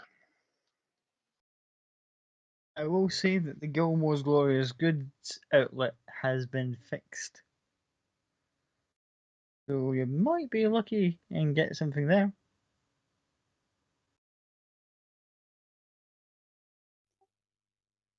Toto gets a little bit nervous at the thought of going into guild. Is everything alright, my little friend? I'm gonna be honest with you. Last time we were here, we turned this fucking place upside down. Just robbed it blind. Maybe it's not a good idea to go there. Well, the guy died, so unless that cleric's there or that Goliath's there, there was no witness. I'm gonna pat Toto on the shoulder and say, don't worry about the cleric and the Goliath. We're friends now. I spoke to her. Oh, thanks for that. Yeah. So we're okay. All right. Okay. Gilmore's it is.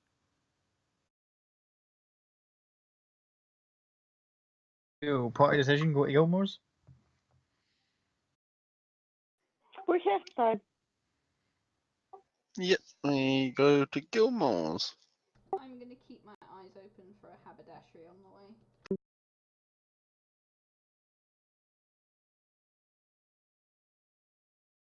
I'm waiting for Scott to go, what the fuck's a haberdashery? I know what a haberdashery is. Vaguely. Place that sells sewing stuff. That isn't a dressmaker's. I'm not looking for new A clothes. fabric shop, essentially. Yeah, essentially, but with like the actual sewing equipment as well, so like needle, thread, that sort of thing. Yeah, see, you can find a place that's essentially a haberdashery. I was on camera and I've been doing the whole tune of hat thing of ooh haberdashery. The hands under the chin just going ooh fancy. But anywho, so most are going to the Gilmore's Glorious Goods and Elspeth's going to the haberdashery. Roughly about right. I will be 1 moment. I will meet you at Gilmore's. Cool. Party travel towards Gilmore's and it's been all fixed up since the last time. There's even a little platform outside that's got a glowing stone that as you approach it. Can I, in the travel, can I have pulled Toto back a little bit to have a quick chat with him? Basically, just go to his ear, go to whisper to him, saying, "I did speak to the cleric. I did speak to the cleric, but in the event she finds us, I can turn you invisible and you can run if you need be. Just letting you know." Thanks. Um, Yeah. yeah. Cheers. Good. Good talk. What? Just I wanted to ask you one other thing. How do you summon those animals that you keep using? I bought them. They're just statues that just turn into animals. I just bought them when we was in the Astral Sea. You know, when we stopped, and I bought those slaves, which I then freed. That you threatened to kill me over. I also bought those animals Ah, as statues. I just put them on the ground. They just turn into animals. right.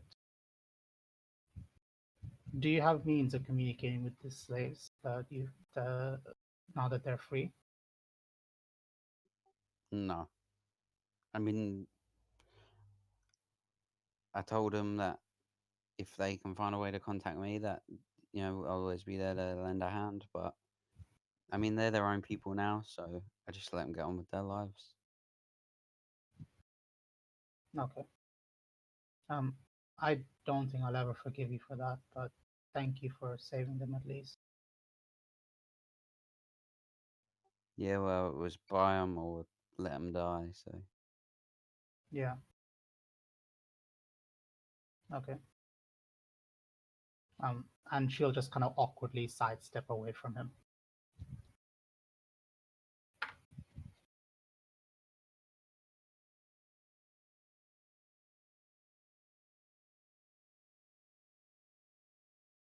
what's this glowing stone about? As you approach it, an image gets projected up, like say about 12 foot tall image gets projected as soon as you walk up to it, and you just hear, "Hello and welcome to Gilmore's Glorious Goods for all your magical needs." And this image of this tan-skinned fellow with like beard, hair tied back, with all sorts of little adornments and purple cloak appears, and it's none other than Gilmore himself in the form of a projected image, greeting everyone who comes anywhere near the shop.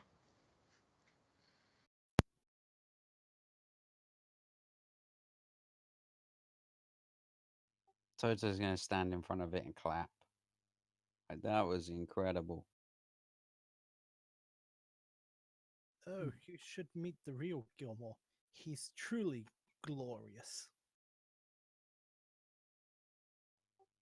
You've met Gilmore, the Gilmore.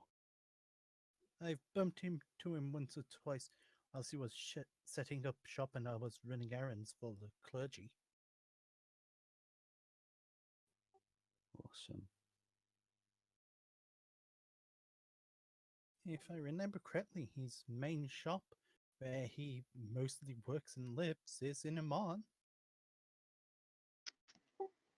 That is right. It's quite a nice place. I might steer clear just because of the previous Gilmore's incident. Just out of guilt, but it's good to know. Was that in your head or in character? In character. What previous incident? We came here to help, and we didn't. It just ended badly, and I just don't feel great about it. As he puts a hand on Toto's shoulder and goes, I understand, but do not worry. For every cloud that passes, there is a ray of sunshine to come.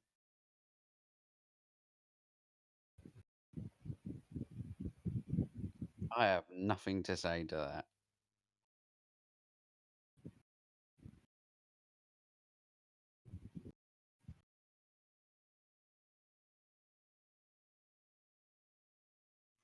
We going on in?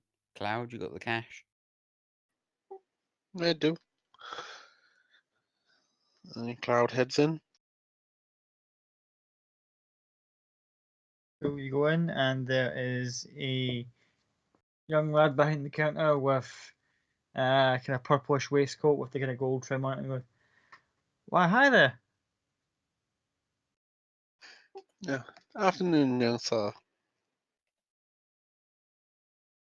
there anything I can do for you today?" My companions here were looking, browsing for some items. I was looking for some as well, but just generally browsing. That's all. By all means, take a look around. And he kind of just gestures, and there's like various items kind of dotted about the shop. We have a wide selection of magical items to fit all your magical needs.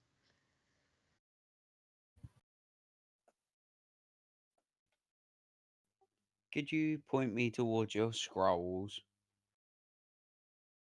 He points to a nearby cabinet, which has got a glass top with like various scrolls rolled up with little labels next to them. He goes, "Right over there, sir." Brilliant. I'm looking for, the scroll I'm looking for. I just want to see if they got it. Could I also peruse a scroll roughly? Is there? Do you, I don't know how many there are, but do you mind giving us a list?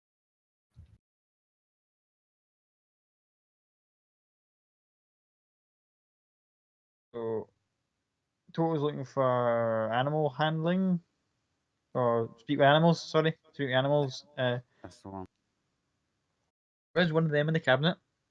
There is also a other ones I've got here. Give me a second. I'm just gonna be quick gander through the book. Pull some random ones at my backside.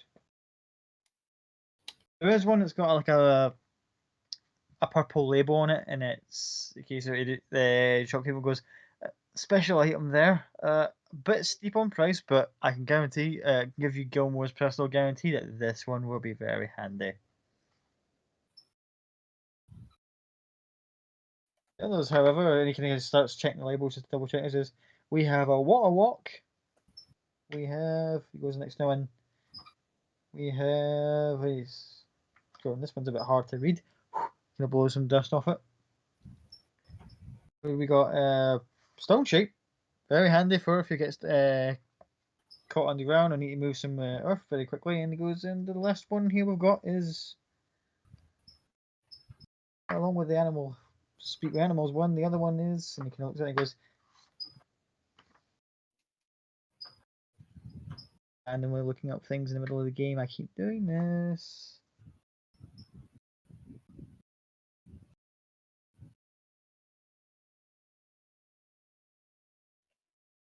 My scroll is brought anticipation for a complete disappointment.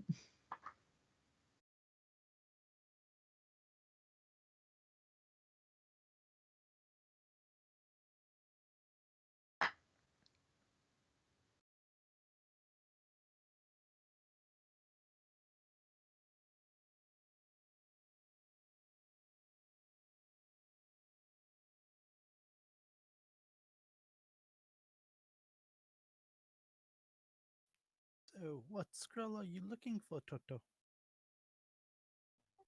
This animal one. I've got it. Ah,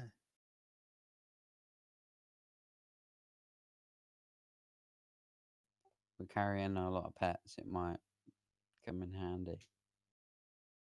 true. Yeah.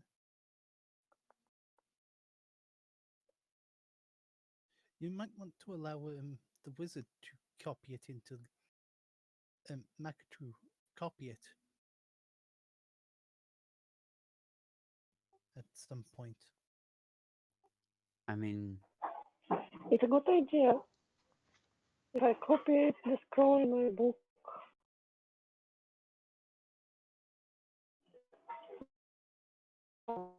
I was planning to use it, but if you want it, you can have it.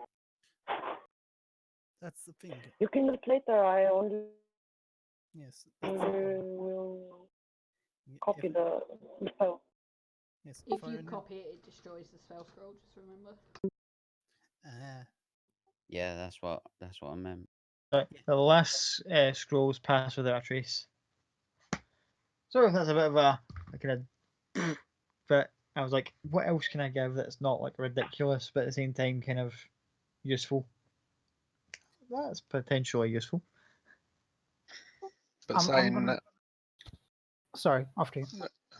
just saying, obviously with the scroll, it's only a one-time use as well, depending on how the ritual Scott wants to rule the ritual. What was that? Yeah. When it comes to scroll, they're generally one-time use things. I don't know how you would rule a ritual casting from a scroll. Could be in multiple uses, or would it still be just a one-time? One time thing, and I would say that the ritual had, just for the sake of like in-game simplicity, the ritual would already have been done in the form of getting spelt into the scroll. So it would be a case of once you use it, it's pre-cooked essentially. Yeah, that's what all I was after was a one-time use. I wasn't sure. I do apologize then. That's okay. It's a spell. Hopefully, I'll learn, but for now, I only want to use it the one time right now. I mean, it's not something that I'm gonna need to use all the time, so I just wanted to get a scroll now to use it. Could I pull the clerk just one side and just kind of ask her? Is it a female or a male clerk? Male. I'm just gonna ask him quickly. I'm kind of whispering, not so at least trying to be as so the party doesn't hear. Do you have any means I can learn to summon a creature or an animal, like a small creature or an animal? I could have a look at the back for you if you wish. Yes, please. I'm just looking to be able to summon like a small bird or something to help me out. Oh, well, actually, I might have something for that. And he kind of pulls out this little kind of case and what looks like a clockwork hummingbird inside it. Oh, um, how much would that cost? Well, for this little bit, for this little beauty, about 600 gold. Ooh, Oh, it's very useful. uh, I understand, and it's something that's quite interesting. But is there a means by I can learn how to summon a creature? I think that's something that I might find a little bit more useful. Oh, okay. And he puts the hummingbird case back away and goes, well, we just sold our last conjure familiar kind of item that would have been able to sell summon these sort of creatures, but and he kind of looks over at a cloud and sees the whistle and goes, We might be able to get something like that. Hold on. Goes to a drawer and finds like the lesser version of the whistle that Cloud has. Oh, okay. And how does this work?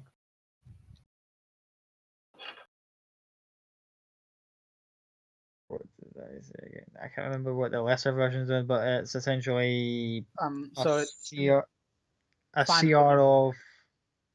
I'm trying to think. You said CR one Quarter. quarter One lower. for the I lesser think. one, and that one you've got to 1/2. I've Was got it? the one. You got the one, yeah, it's 1/2 and it's a quarter. It's the 1/4 one that the clerk's got. Goes, give this a quick blow, and you can summon a creature of in whatever kind of parlance would you say is like, oh, just like a lesser familiar. And how much would this cost? And expects that thing goes 150 gold. Any wiggle room on the price? Yeah, persuasion check.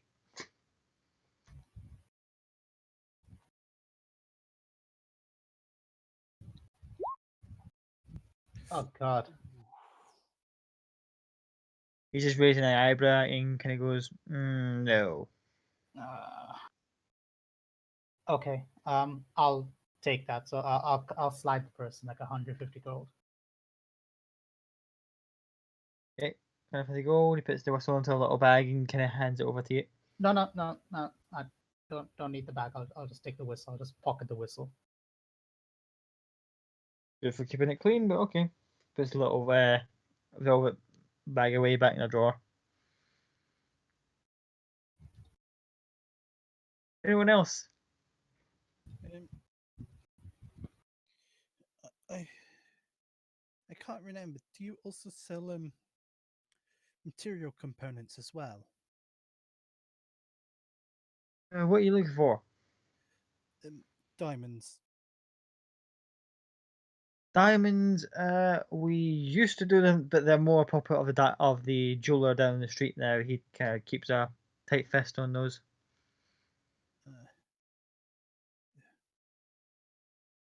Yeah. What was there? Oh yes. Do you have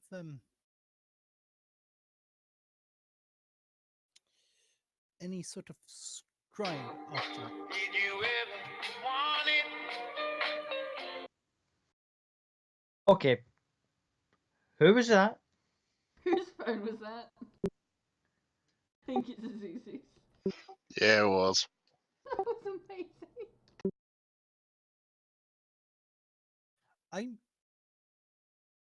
Whilst I'm like, okay, decent. I'm also like, Jesus Christ, any louder? Oh God. Yes. Do you have any items for scrying? Ooh, and he kind of looks over at this kind of almost crystal ball looking thing in the corner and kind of goes, that just came in today. Which I'm John guessing, goes, means it has a high price tag. specialty items, specialty prices, unfortunately. I understand. I thought it was worth asking. You never know. It might be it could be very useful, very worth your while. What is the high price tag? 1,000 gold pieces.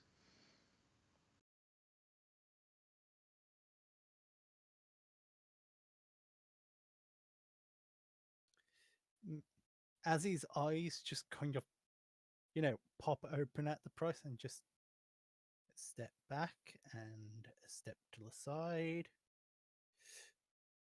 Yeah.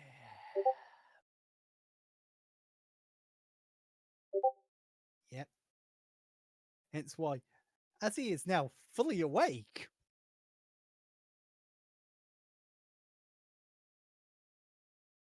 Some people like to get a nice cold slap to the face to wake them up, and the next thing you know is that So, what do you get for 1,000 gold pieces? Edward, I believe, is So the orb, the scrying orb's 3,000, but it's repeated uses. Scrying itself costs 1,000. Jesus.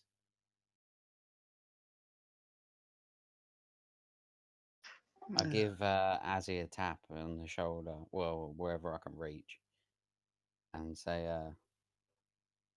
I think you're going to have to give that one a miss. Oh, trust me, I know that. I just thought you never know. You can ask, and if it's affordable, it's affordable. If it's that, it's not. Fair enough. And looks at you, The, you all seem pretty keen on this, and he kind of just has the orb kind of sitting in his hand and goes,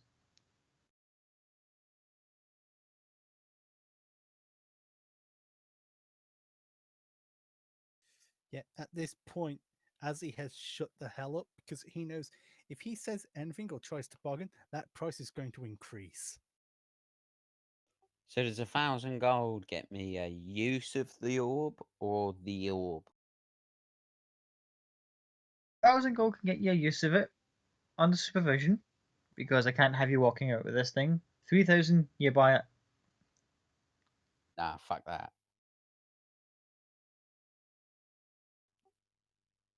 I'm just getting this scroll. I'm done with this.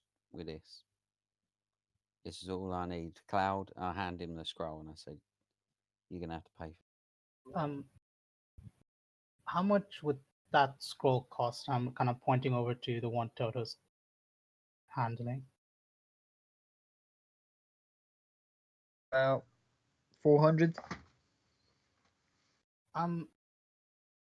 Any less at all?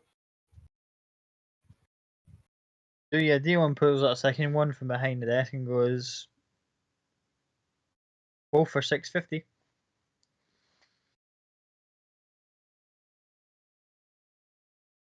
I can only afford one.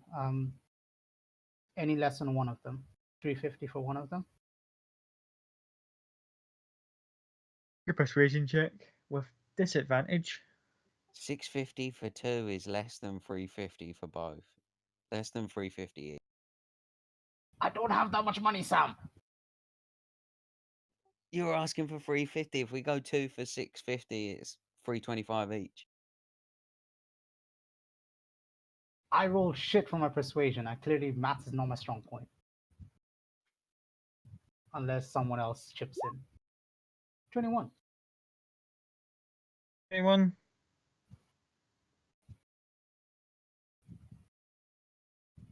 Slide forward one scroll and go, pass the money. Yeah, I'll buy for 350 then. I'll hand over 350 gold. You put all the coins and they're going to go, anything else?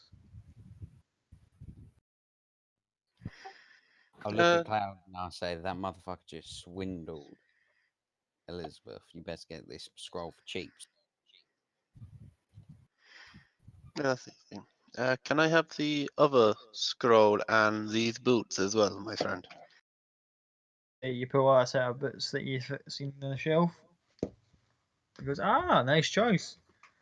Altogether, it's 1,200.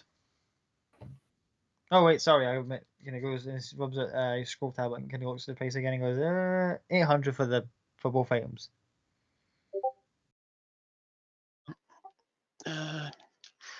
Do you do just straight gold pay, or do you mind a bit of trade? Trade's perfectly fine. And Cloud will rummage through his bag and pull out a. Unfortunately, I've just written down a gem worth 700 gold pieces, and pop it on the table and say, "Would that be sufficient, my friend, by any chance?" Takes a look at it and give me a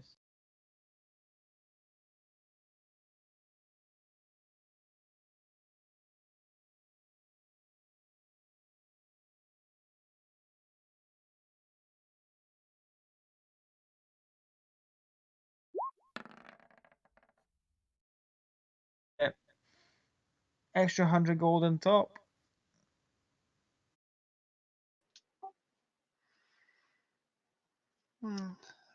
Extra 50 gold. Yeah, usual goes, oh, you guys have busted my balls today, and he kind of just like takes the one and goes the other 50. Yeah, Cloud puts an extra 50 on the table. I look up and at Cloud and say, he clearly doesn't know who we are. All those people we saved, those dragons we killed. Mm. And helping out Miranda and everything. It all also goes around, but we don't like to brag. as soon as you Yeah, mention yeah. Miranda's name, the guy goes up about half a shade paler. The face is like, mm-hmm. Is there anything else I could do for you people before you leave? I'm gonna put my hand on the counter over the 50 gold and slide it back towards us. What do you think you're doing? Oh, my mistake. I assumed the heroes of Westrun would get a decent discount.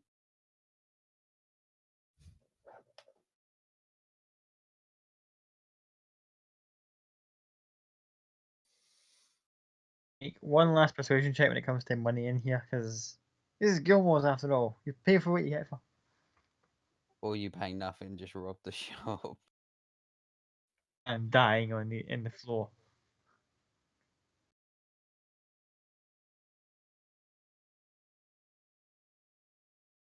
Big money, big money.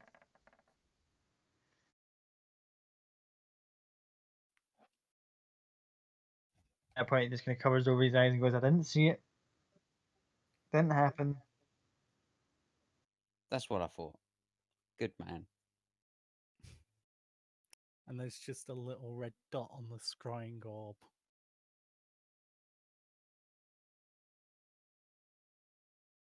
That'd be all for you today, folks. Yes, thank you. I just toss it up. Yeah, have a good day. I don't Um, suppose there's any strange luck that will convince you on the specialty item when he points at the scroll with the purple bandage around it. Did he tell us what that item was? Nope. He skipped that one when he was naming the others. Oh, what scroll is that? Foresight, my friend. Just came in this morning.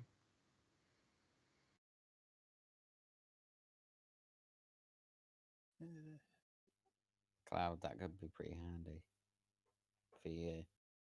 Or for Maka to put in a spell book.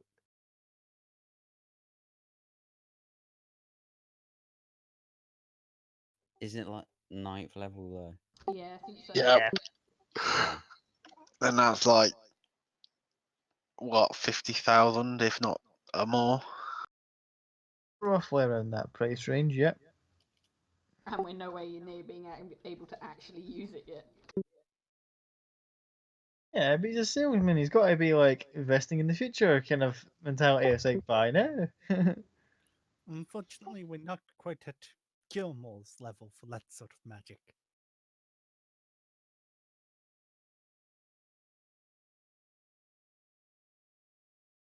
Well, it'll be here for a while, I suspect. In the meantime, we get new stock every now and again. Maybe something will come in more to your liking next time. Till then, Thank you very much, my friend. Have a good day. Adieu. as you guys are finishing up there, Can we're going to I jump to the. can I just be the last person to step out? I just want to have not just another quick chat with the clerk. Um, I'll go to the clerk after everyone's kind of stepped out. Say, if I wanted to commission a scroll, or if I wanted someone to teach me how to summon a creature, how much would that cost? You see the clerk kind of just like face palm in front of you, just like, It's a legitimate question. I want to learn how to do it instead of relying on a little whistle. that tends to be people who are more either naturally gifted with the arcane or those who study it. Not everyone, unfortunately, has access to such abilities right off the bat, and even if you do, it takes a long time to learn. I'll cast Mage Hand and kind of tap him on the shoulder. I've got some ability. I just need someone to teach me. As soon as you tap him on the shoulder with Mage Hand, a suit of armor in the corner just kind of twitches in your general direction. He goes, "No casting in the shop." It was the easiest way I could show you. Yeah, and I can easily have that animated suit of armor beat the shit out of you. The last time the last clerk in here ended up dead. We don't know how it happened, during the attack on or the gets incubated. No, the fact that the building didn't collapse on it by accident. So no casting shit in here, please. Okay, I'll turn it off, but You turn it off, the armor just kind of the arm just kind of goes full back to its side. instead of taking me for a fool, you could maybe help me out a little.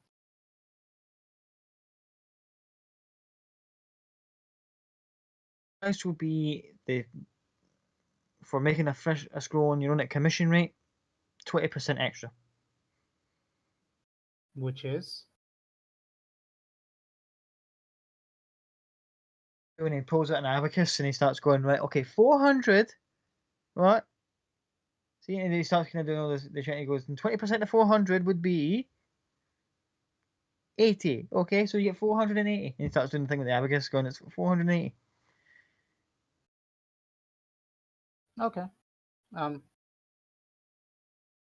But just remember, and I'll walk out. Just remember what? Before the door shuts.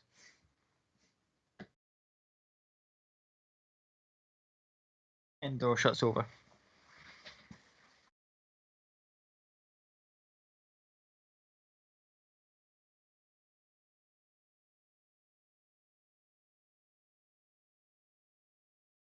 Yeah, I'll catch up with the group, but won't be right next to them. Just a bit behind them as usual.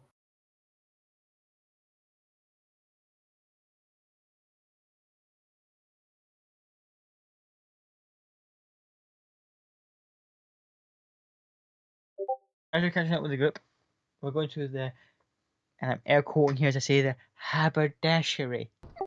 We're in the Dr. Evil thing here, the haberdashery. Okay. It's the So- only word I know for it. I was like, do I have to I describe know. it? It's a good, Sewing it's a shop? wonderful thing. I was the fact that you hear it's like, oh, I don't think I know. It's like, I know what fucking haberdashery is. Except there's also a sign that goes "Smoking a crepe." You guys had your smoking a crepe earlier. Smoking a pancake, cigaring a crepe and a waffle. Right. Moving on. I remembered you back. Sorry. In the haberdashery, you walk in, a little bell goes, and there's a little gnome sitting behind the counter on a high stool. Good afternoon. Is it afternoon? Feels like afternoon. It's been a long day.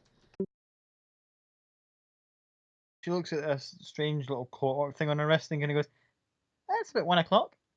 So it is afternoon, not as long as I expected it to have been. Annabelle catches the worm and it looks like you've been busy mid-year. How can I help? I was wondering, do you happen to have...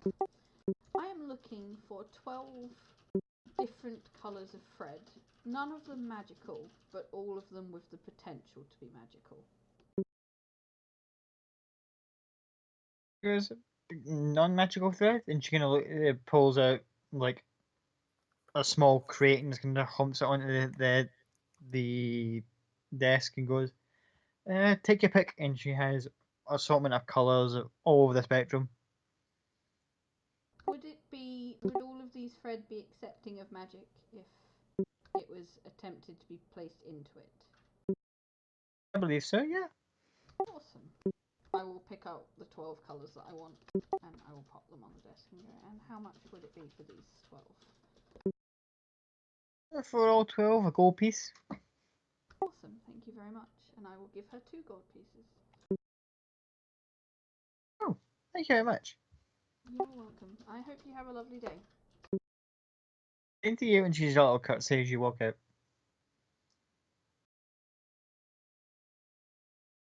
After leaving the haberdashery. A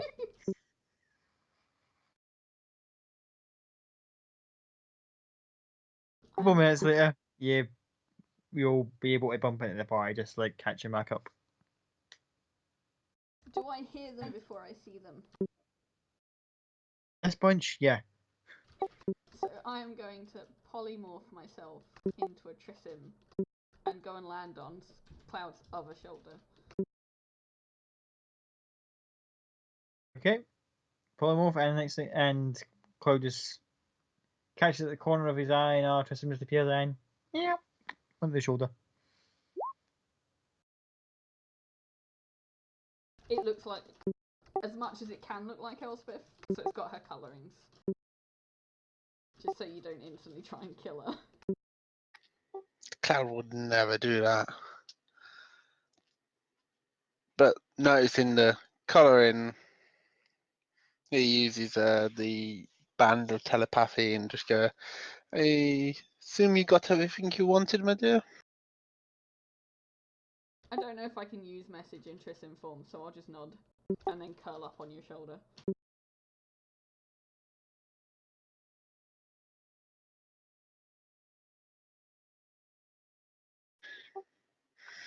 And Cloud just sort of stretches out his other arm with the other Tressum on that arm. It runs along and then jumps onto Toto's shoulder. Yeah, and it curls into Toto's collar, and Cloud just turns a. Given the Is that size difference, that Trissom kind of looks like a big fur coat collar kind of hood thing on his back, just like so it goes really well with the fish yeah, Crocs he's got going on and such. looks like a 90s pimp that's just had like been kicked through a topman by this point. No, from the way it's described, Toto looks like a 90s pimp who shopped at a thrift store.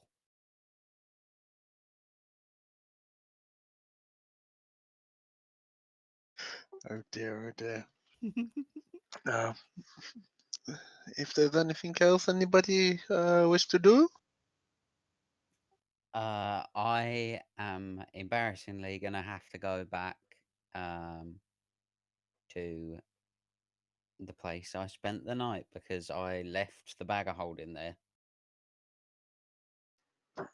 And well, upside is you didn't put anything from the room in the bag, but I don't know if we actually checked to see if there was anything in the bag, did we? No, we didn't. We didn't turn it inside out. No, Cloud's just saying it in game. Oh, okay, sorry. Just sort of looking at Toto with a bit of third degree.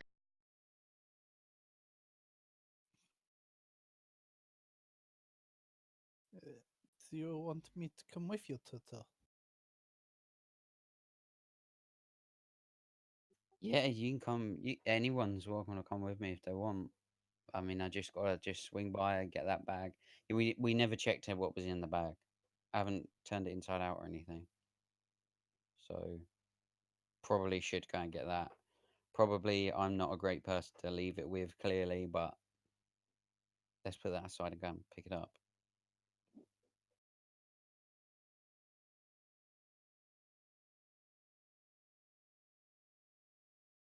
Yeah.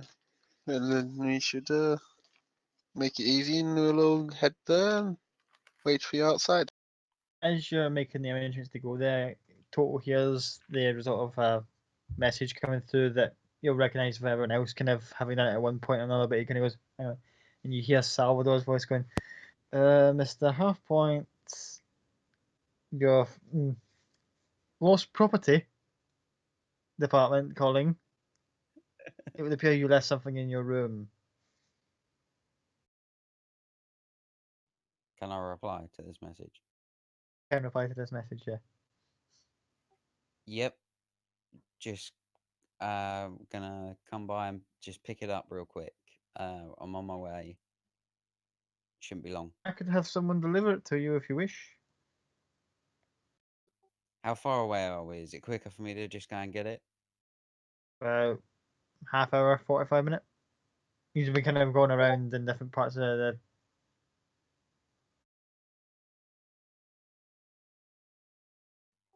Fuck it. I'll come. I'll come and get it. We haven't got anything else to do today. Your choice. It will be waiting in the my office. See you in about half hour-ish. Maybe longer. My legs are small. It's like you actually put like the message actually is ha ha ha ha ha ha. Lol, essentially. the thought of like, oh yeah, nice joke. Ha.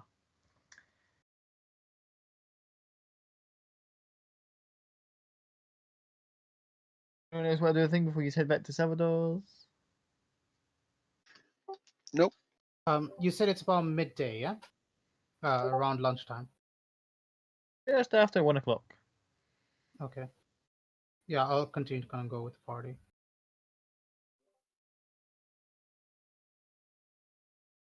So all's going back to Salvador's to retrieve the bag of holding. You eventually get there and open up. It's fairly quiet afternoon compared to the previous evening. There's the four dancers who Toto's been entertained by the night before are scattered about the room. Give Is a slight wave when they see him come in. Is everybody else waiting outside, or is everyone Up coming to in? them. Do you want us to wait outside, Toto? I'm not fast. Whichever you want. Yeah, copy will wait outside. Cloud. Oh, Cloud would definitely have to come in. Good. When Cloud's coming in, Toto's gonna point at the four dancers and be like, "See them? All of them last night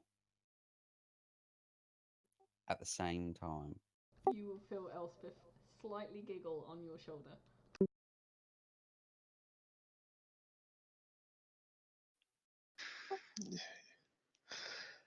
Well, I'm very impressed. You managed to satisfy 4 women. You said at the same Yeah, time. You never said satisfied. They were satisfied. that is very harsh. No, But as he Tried just to pay gently. me at some point. I've met the girls here. They wouldn't pay. You've never made love to me. Is that an offer? No. Cloud just No, takes it's an not. awkward step backwards. As he just giggles. Toto tries to keep his voice down so the girls can't hear, so nobody else can hear, and just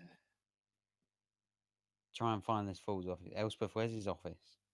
You know this guy, right? You don't know. Uh, You didn't even check to see what I was. Elspeth isn't with us, Toto. I thought I heard you laugh. I'm a No, you heard the Tristan Tristan on Oh laugh. Cloud's yeah, you shoulder. are, you are, you are, yeah.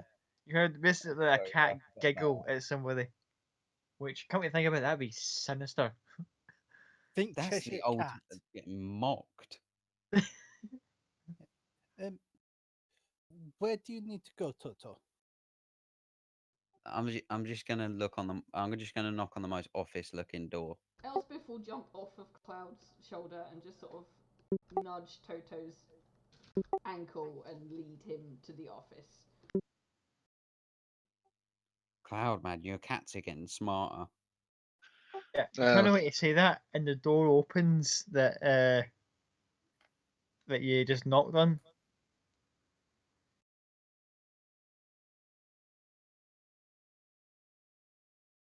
It's your brother. Oh, what?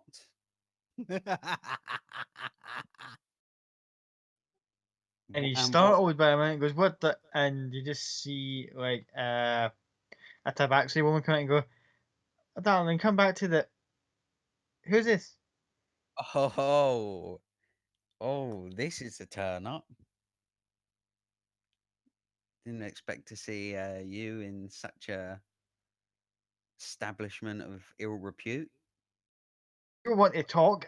This isn't what it appears, and you just see at the very side of his neck like scratch marks.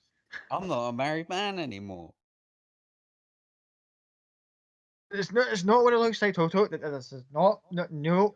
This is not. And at this point, the tobacco is just Oh, like, I'm just gonna slip by here. Um, Excuse me. Can I bumps by Chloe and goes, "Hi, handsome."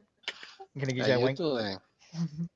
yeah, as Toto's talking, as he pulls a little sachet out of his bag and hands it to his brother, um, apply this to the scratches on your neck. It should help them heal quicker. Like going bright red in the face. He's like, I'd listen to the man he's Gaskin. trying to form words and just can't right now because he's just like, oh shit. It's funny because I was just thinking about you because we're about to head to Imon, and we should be there, any day, pretty quick. Now, we're kind of high class heroes now. We don't do all that peasant traveling. So I'll drop in and see the wife, see how she's doing. Stay the fuck away from her, Toto. I swear to. And he's just like the realization that oh no, just you could just see behind that from his face of like surprise and anger. There's just like panic. Mm, mm. Well, this is quite a turn up. I don't know if I'm going to be able to keep my mouth shut. I'm quite a talkative person. This is quite the juicy little secret you got here. I don't know. Cloud, Azzy, what do you think I should do? What? Does he want to keep the secret that he's seeing? Uh, ah, um, what was your name again? What color is the tabaxi? Kind of uh ginger, kind of weeks of uh blonde going through the hair. Ah, Sunset. So you don't want anyone to know you were with Sunset? But most people would be proud to say they've been with Sunset.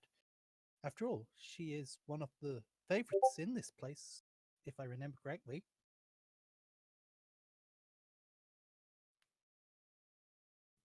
Yeah, why wouldn't you want people to know that you were knocking boots with a tabaxi?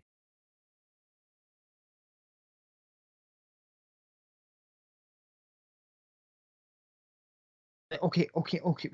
He's just handing his hand. Okay. How much? We've got plenty of gold, my friend. Cash ain't gonna cut it.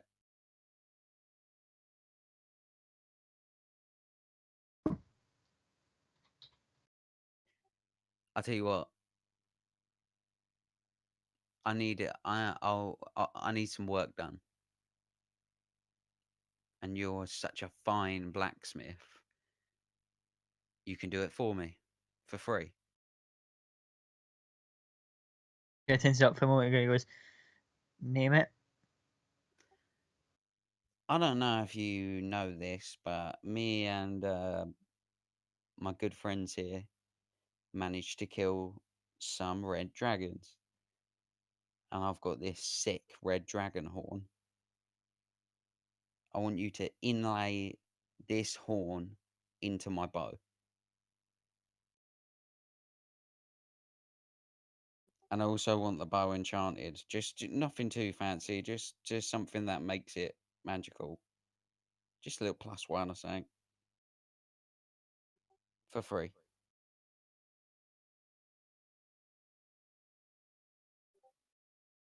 It just breathes out heavy and goes, when are you going to be in them on? Tomorrow.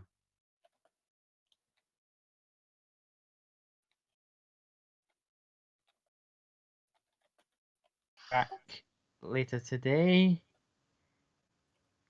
My workshop tomorrow, mid-afternoon, and I'll get to work on it.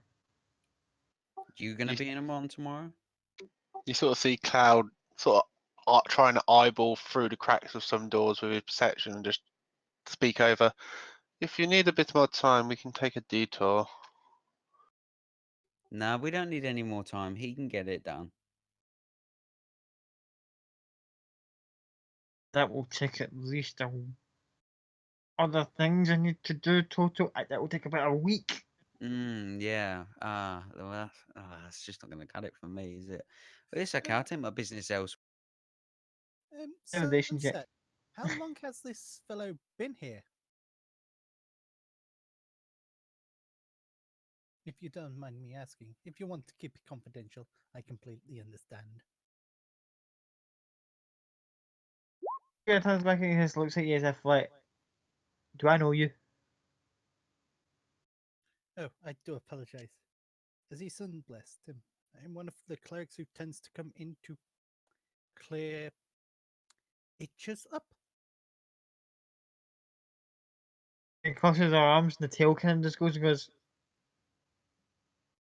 don't ring a bell. Understandable. I've never had treat you. You seem to be the safest and the cleanest worker here. At which point, a couple of the nearby girls and gentlemen all look and go, hey. Also, the Tristan fucking hisses at him.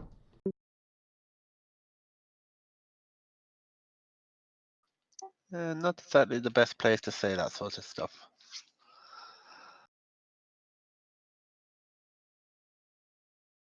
Probably right. My apologies. Either way, I'm a busy man, so you getting this done or All what? right, all right, all right. I'll get to work on it right away. Find the time. Give me 2 days. I'm not gonna be here in 2 days. Yeah, I know. You'll be in a mon, same as me. I get to my workshop. Give me 2 days. You'll get your bow. All right. You got a deal. Have fun. And I'll just turn around and then try and find another office. I will at this point be leading him in my Tristan form. Cloud sort of just grabs him by the shoulder and goes, "Follow," and points at the Tritham. How does this cat know its way around here? It's crazy. Cloud just smiles and winks. Cats are smart like that. You spend too much time in brothels, my friend. Respect. Just because you're jealous. That Toto's brothers has walked out of shot. Follow the Tristram to Salvador's office. Once we're there, I'll jump back on Cloud's shoulder. Or fly back onto Cloud's shoulder, because I have wings. Little flutter the wings, sit on the shoulder, and just paw out towards the door.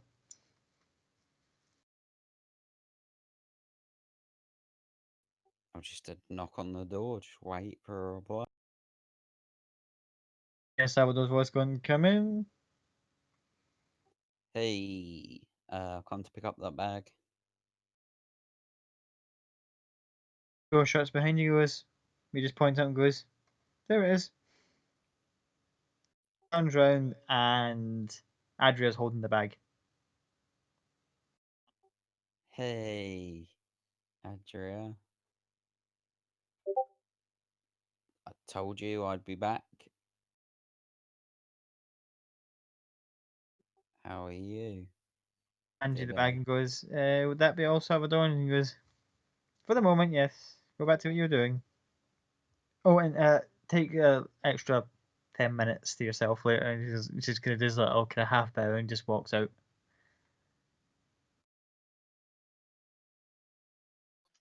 What, did you have a fifth one as well? Yes.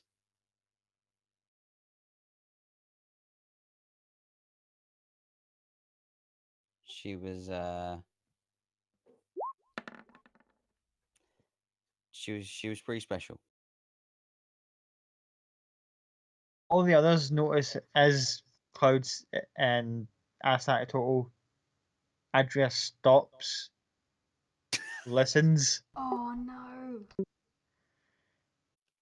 and carries on walking. Oh,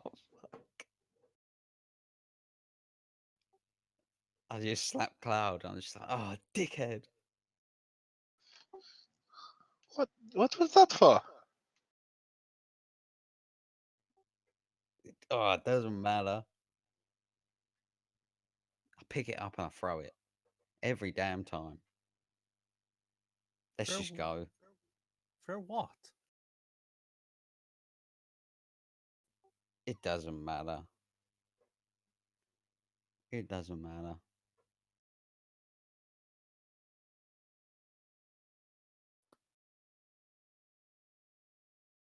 Let's go. As Very you're about to fast. leave the office, you see that Salvador's charming kind of mood. You can just see almost like a shadow appear on him as he's glaring towards the doorway. Pleasure as always, Salvador.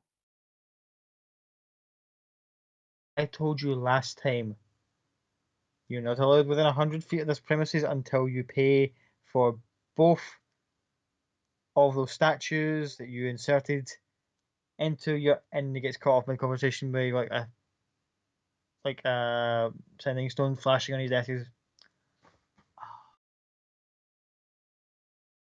Until next time, my friends. Picks up the stone, throws it in a drawer, and you see the door shut.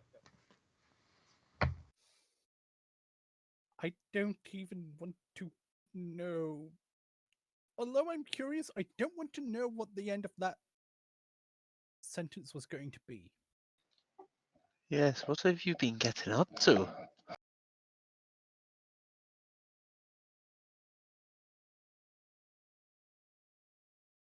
Do you come to these type of places often, Azzy?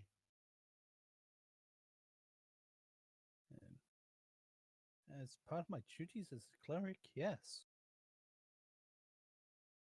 Right. Duties as a cleric. Wink. Cloud just sort of nudges Toto, like, I've never used that excuse before. Have you ever Oh, been a cleric before? A couple of times. Oh, interesting. I'd love to talk to you about beliefs and what god you followed. I've never been one, but I'm definitely going to be one next time I come to this type of establishment. That's for sure. Oh, is there a particular god you wish to get the favor of?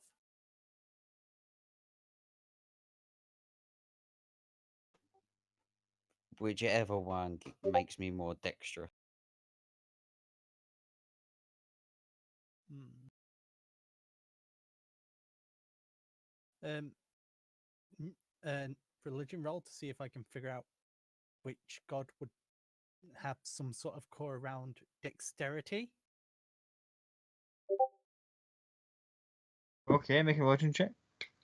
You know, the one with the curves and the flexibility. 13. Whichever one's got the biggest boobies.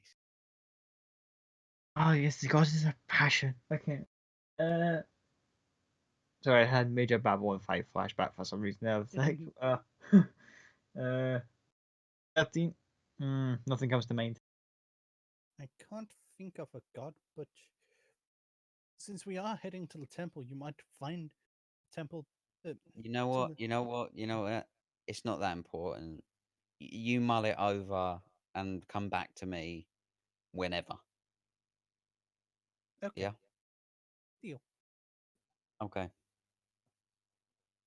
Let's go back to the ship. Yeah. This sucked. Okay.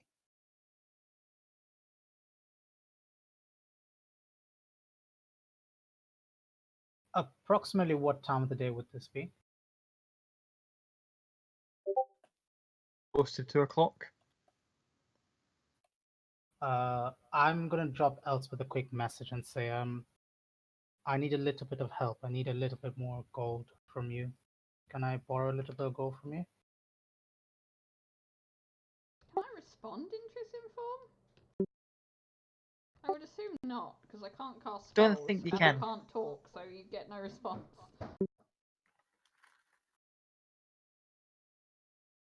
Sorry, the number you are trying to contact is currently unavailable.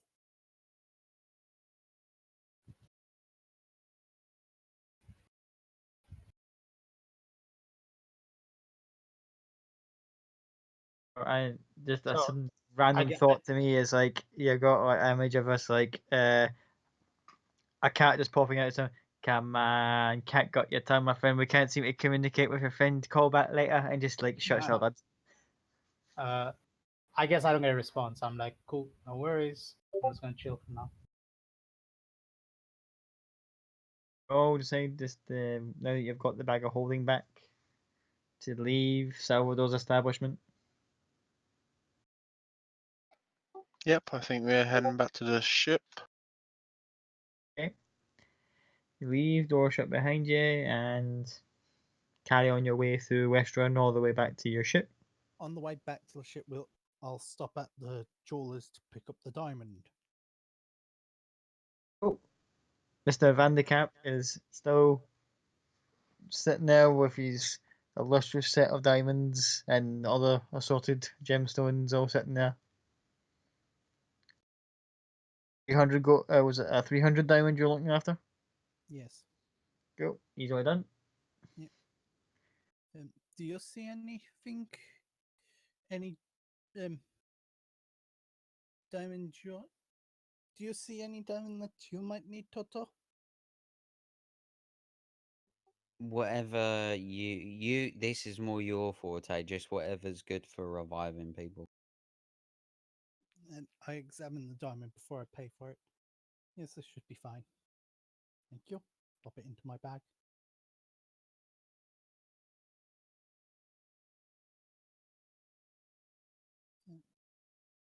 Thank you again, Toto.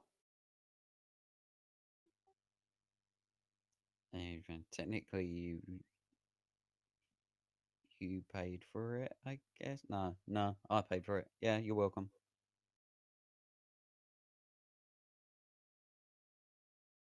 So, let's catch up to the others.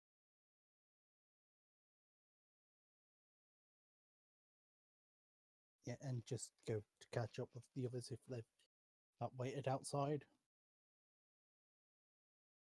Not waiting, they're not far away. You can manage to catch up in no time. Yeah. It's too early to go to check for the dress. Pop into the dressmakers and you see, you look in the back, you can see it being put into its final stages and it will be ready by later this evening. It looks like it's coming together beautifully. They got the very finely done details over the like the bodice work. It flows effortlessly and doesn't seem to catch on anything as it kind of as they're testing out the material, and color is exactly what you wanted. Okay, nice.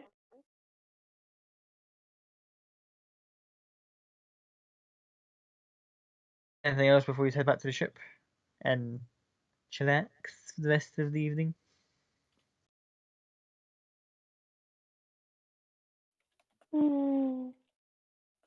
Not for me. I'm just curious, are we getting on to an hour after Ellsworth turned into the Trism? Just about reaching that point. I'll know it's coming up, so I'll jump off of his shoulder and turn back into Elspeth. Just expecting Elspeth like to turn into herself when they're like, doom. No. Just She'll like know. shoo, and just suddenly just like full size like Lady Elf just on your shoulders, just like hi. No. She will. She's not silly. She'll know when her spell's about to come up. She'll jump off the shoulder and turn back into Elspeth.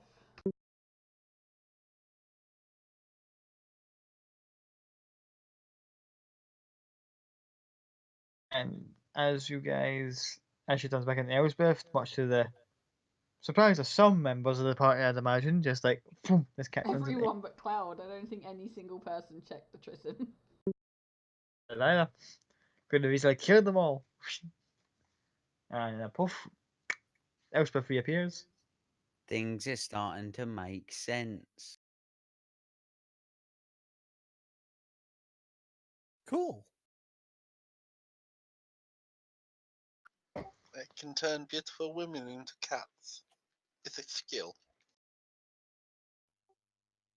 Is that like a thing? Do you only, like cats? Is this like a oh, It's a I've tobacco got a head thing.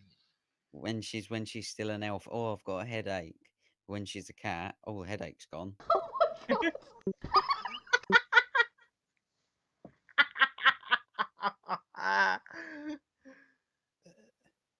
Oh, I do hope not.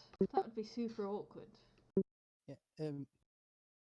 As he looks to Toto, completely confused because he's trying to work out how any sort of being turning into an animal would cure a headache, and he's just not getting it. Well, my friend, I did have greater respect for you, but whatever you want to do in your spare time, that is your decision. Just keep it to yourself, please, for God's sake. Elspeth is gonna glare at Toto, by the way. She is not a happy bunny with him right now. Oh no, I would think she is.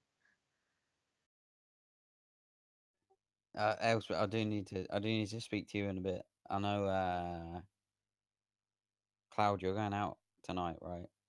And Elizabeth, you're going out tonight, right? Yes, but I do need a bit of gold. Should we get back to the ship and look over the items we've got and divvy them out as we need to? And potentially top people up with gold?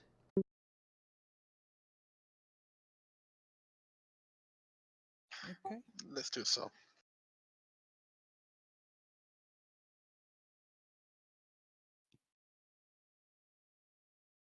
So make our way back to the ship. As you approach, you see Reese and Gregor in their usual guard post. Almost like a makeshift hut kind of set up next to the ship with a kind of set of barriers kind of outlining its perimeter so that no one can go near it. But I see you guys coming, they're going to go, they almost undo 1 second, going to go, on you go. Evening, gentlemen. If you want, guys, there's some decent wine on board. If you get a bit thirsty. Although do let us know if you're coming on board so we don't accidentally stab you. Both kind of look at one another and go, they're not bad, I guess. We'll let you know if we need to come on board for anything. But thank you for the offer, and they kind of both kind of just wave as you kind of board the ship via the ramp. And once we're on the deck, out of sight of them a bit, Cloud will pull out the portable hole and throw it down in the middle of the deck, and sort of hop in and grab a few bits and pieces. Cool. Unravel the portable hole and reach in. Did Sam, did you take the braces of archery already? Yeah, I've already got them. Yeah, okay, that's enough. Cloud will throw up the braces of defense, the circlet of blasting, and the ring of shooting stars.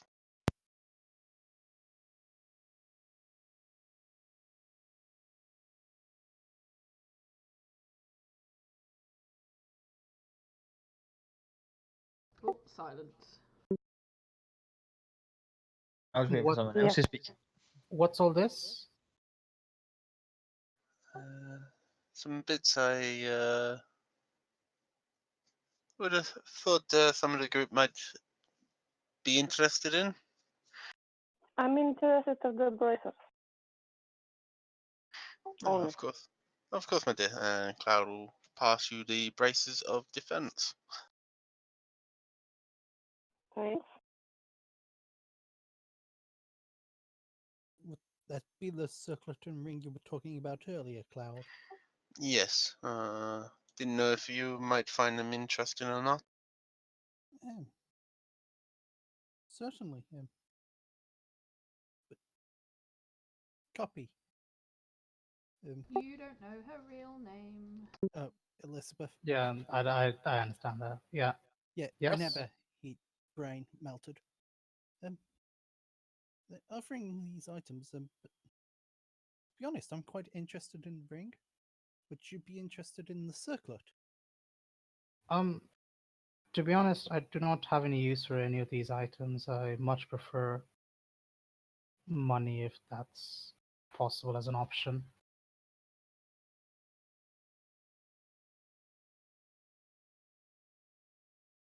Did you guys hear me or did I cut out? Yeah. Oh, we had you. Yeah, we Yeah. heard you. Just waiting for the others to reply because I have Depends no on idea how what they want. Um, Elspeth gave me 1,000 gold before. If I could have another 500 for now.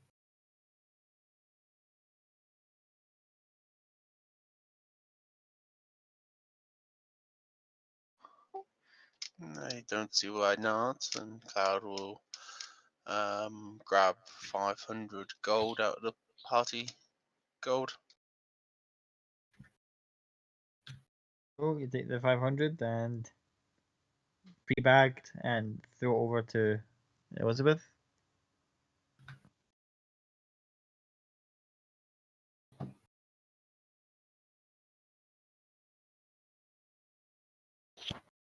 As you're deciding amongst yourselves for the other items, you just hear a voice from the other end of the ship just kind of go, and what about the thing in your back, in your little haversack? Would you like to share it with the class? Who's there? Is that Vincent? Stepping out from behind a doorway on the ship, it is indeed Vincent. Cloud instantly just grabs the corner of the portable hole and flick it up in so it folds up. No. Don't be hasty. I'd have thought my little. Did you get your little package this afternoon? I thought it was quite a nice little thing, didn't you think so? How may we help you? You kind of just giddily just kind of just keeps pointing towards your haversack. And what would it be that you'd be interested in? Oh, I don't know. I think it's a little silver chain with a little green gem in the middle of it. I've got a funny feeling that you found one of those something that I've been looking for a while, and very nice to have. Could be, but it's not yours.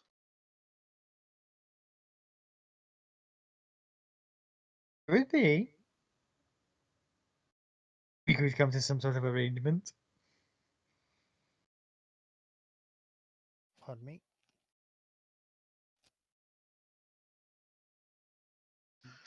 And why would we give you anything after what you've done? Calm now. I thought you were all fine, upstanding citizens. I didn't take you for the kinds that would hold a grudge against a feeble old man who merely was just getting a little carried away with himself. By And stealing. after all, it wasn't me who killed him. I Killed wonder, Ponies can be such treacherous beasts at times. I wonder if the lady with the horrid beehive hairdo would agree that you're a feeble old man. He kind of looks back and kind of just twirls his mustache a little bit and goes, "Oh, I wish." She's turned me down every chance I get. Good, at least she's got some kind of taste. Oh, exquisite taste. He just starts to daydream a little bit as you're saying, as he's thinking. Shakes his head. Toto's gonna daydream about her as well. Like her rack was stacked, son. I just remember that interview where old Vinny Price talking about, oh, well, going, can you imagine pointing out our breast going, imagine those in 3D? That's He's- exactly like going through Toto's head right now. and shakes out of it. Who didn't you kill? You remember the comrade we said had died? This idiot is the reason.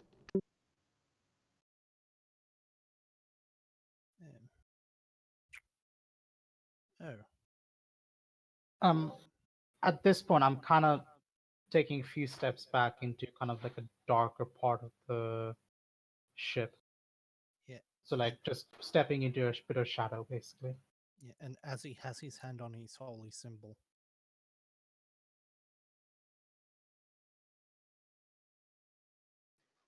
So why would you want this item that the GIF or the dragon had? Oh, it's just a very fascinating item. I just think I read about it once somewhere. I'm not quite any trying to brush off. I don't know where, but it just always seemed to appeal to me somehow, and I just think it's such a precious thing to just have lying in your bag, especially since you appear to not be telling anyone about it. It's just one of those things that I haven't got around to. We've been a little bit busy with other stuff. As you can tell when you rudely interrupted, we were just getting around to sorting a lot of the equipment we were going through. We had retrieved. in fact, Oh, well, by all means, and he pulls a chair from like the other side of the deck and just kind of sits down, goes, dusts it off, and just sits down and goes, "Oh, carry on. I can how wait." did you, how did you even get on the ship? I know Westrun at the back of my hand, son. No offense, do you really think two guards would stop someone from getting on a ship this size? Oh, those boys down there are they mean well and they do try hard, but as your lovely companion pointed out, I am not something that two mere men would be able to stop getting on this little vessel if I wanted to. Hence why I'm here. And just kind of just hold his arms out as if like, hey, don't mind me. Just carry on with what you're doing. And just kind of sits there eagerly waiting for you to finish divvying up the. Get off of the ship. Sorry, what was that? I said get off of the ship.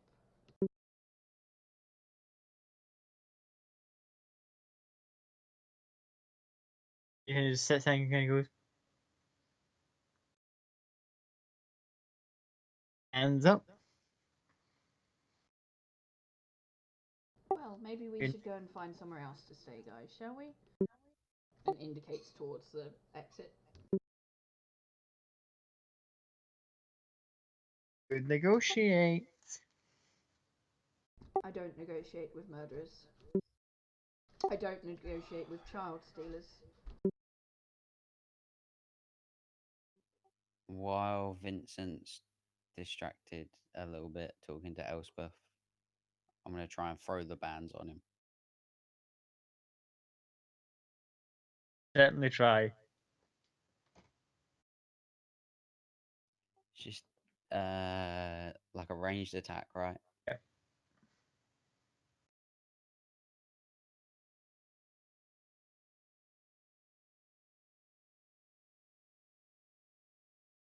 Roll high, roll high, roll high. And I'll add the modifiers afterwards. So 17 plus um, Plus your dex. plus 9 plus proficiency.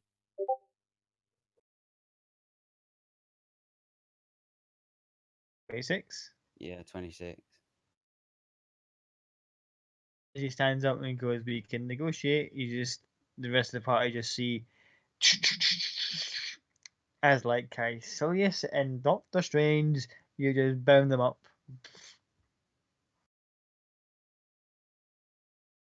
You see his mood just sinks a little bit, and he's just like, "Oh, you little shit."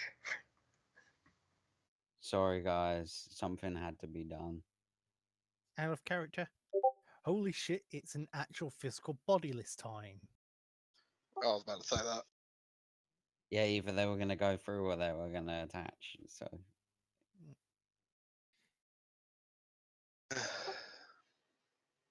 Well then. I say we just chop this motherfucker's head off. Unfortunately, I can't agree to that. If he is what you say he is, the new council should give him a trial and judge him guilty of the crimes he has committed. Azzy, you're just going to have to just shut your eyes, cover your ears, and turn around. I agree with him, pointing at Toto.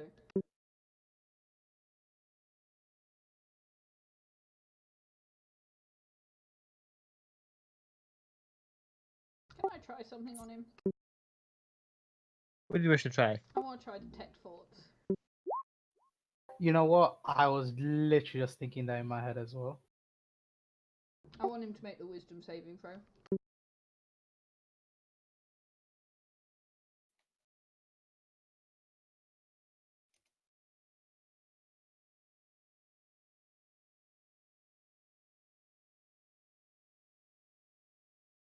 Roll low. I get his surface thoughts anyway, but I want to know his deeper ones. Surface thoughts are what's going on right now. Deeper ones are for not Elvira and just various other leads. It's like, oh shit. Well, anyway, you detect thoughts, and apparently there's just silence. He made the save.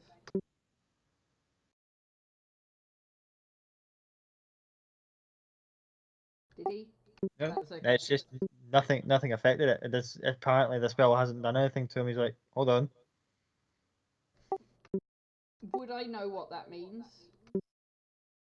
It would apparently indicate that in game things here, it's like it's got an intelligence of lower than 3. Would I know if there's any other reason why I'd be getting 0 from him? Get the impression that okay, he's supposed to be a wizard, very clever. How come I'm not getting anything in terms of the reaction in terms of thought? And as you're trying to figure out why, you just see the facade of like Vincent kind of peel away, and it just looks like a kind of almost mannequin-like construct that's moving about inside the cage. Fucking hell.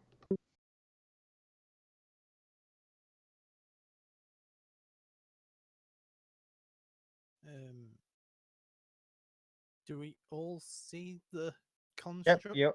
You all see the construct now sitting in front of you. It's just some sort of like mannequin that's been brought to life with what was Vincent's illusion projected over it. Would it be Arcana roll to see if I could figure out what it was? Or what it is? Yeah, make an Arcana check if you wish. Nope, I don't know. You're just amazed by the fact that this guy get encaged at 1 minute and then turned into what looks like just a mannequin. Where did he go? We've been bamboozled. At a point, the mannequin looks back up, and you hear Vincent's voice again being projected through it, kind of going, "You really should have negotiated." We need to leave. I suggest the people that need to do stuff go and do it quickly. And we will leave tonight rather than in the morning. Oh, don't worry, don't worry. You won't need to rush on my part. I've got other things I need to do, but I just thought I'd give you all the chance. That one last chance to do something without having to resort to grim means. Stumbled into my plans the last time. I thought you having to stumble across a vestige would be very beneficial for me, but you're all just so inconceivably inconvenient. I vow this: if you harm a single head on any of my companions here, I will bring down the wrath of the sun upon you. Do you understand me? I will not tolerate this sort of behavior towards my allies. I will not tolerate this sort of disgusting being parading around like it owns the place.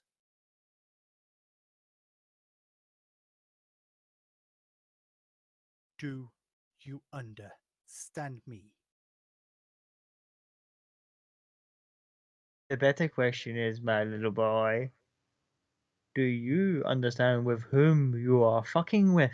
And you just see the eyes and the construct just go from just pale white to green, slowly turning into yellow, and then starting to go to red.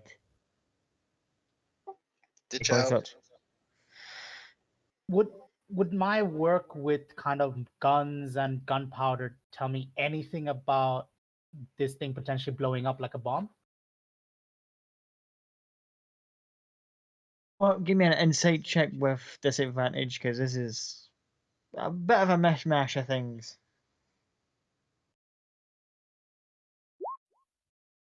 No. Looking at it going, I've got a sneaky suspicion that something could go wrong here. Out of instinct, Elspeth's going to try and cast Counterspell at level 5, just out of instinct. And out of kind of habit, Copy's gonna start moving up just behind Elspeth, just in case something goes wrong.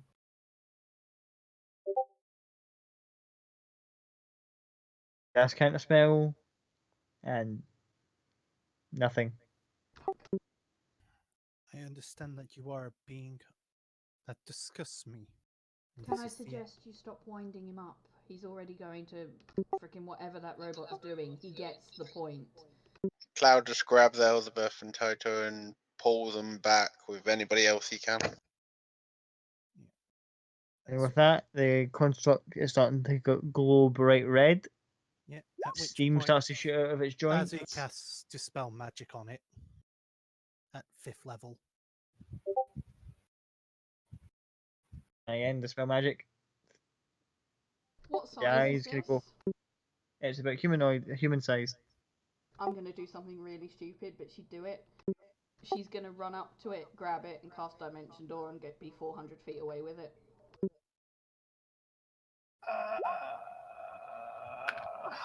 Okay then.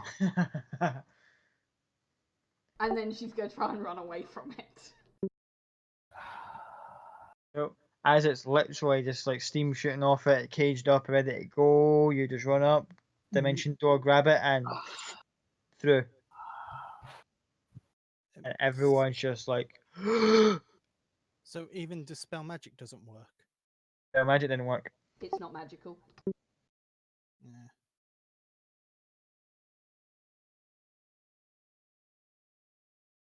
Where did you say? Where were you roughly aiming that dimension In door the to go? forest.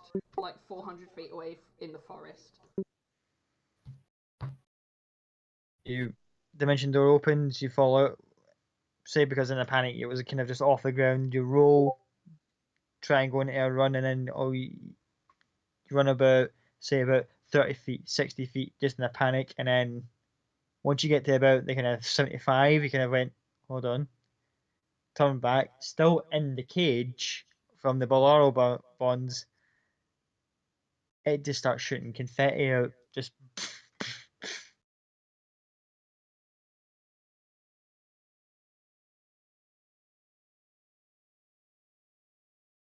You're an asshole. Was that aimed at Scott? No, well, technically, because he's playing Vincent, but it was aimed at Vincent. that's fourth wall breaking in half, as I can just picture Elspeth looking up to the beyond the divine gate, but over the screen and went, "You're an arsehole."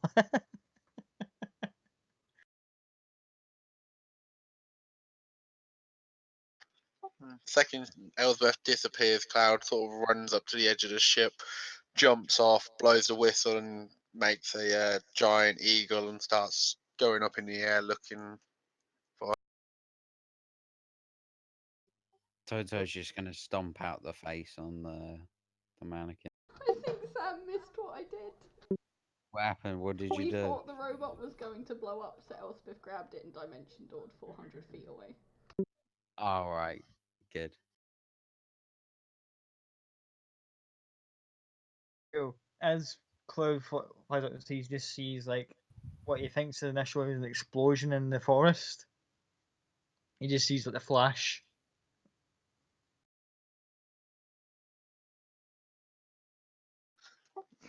He flies down nearby it to have a look around. And then you see almost like a sprinkler. You just see the mannequin just shooting out confetti out of the gaps in the bolero bonds. I do not like this gentleman. From behind you. Telling me about it. Yeah, it would also be handy if people could stop upsetting everybody, even if we don't like them.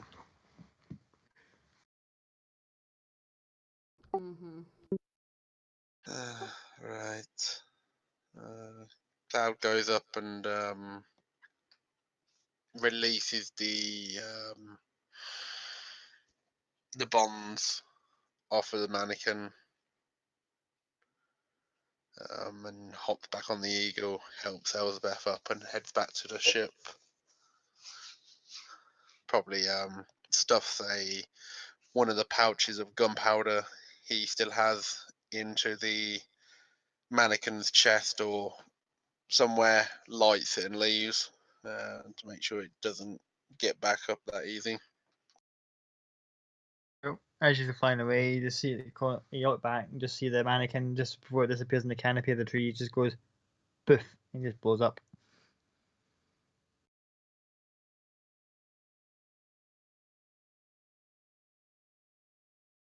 Couple seconds of flight time, and you return back to the ship. Well, this is irritating, but I think we need to work this out. And Cloud will open the haversack, pull out if I'm remembering correctly, it is a like a jewel jewelry case. And Hat pulls out the necklace and hands it to Maka. Can you check out what this is, my dear?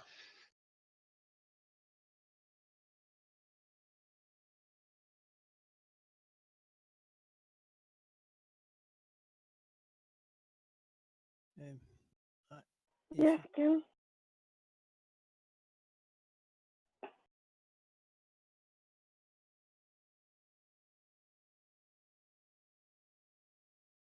I will.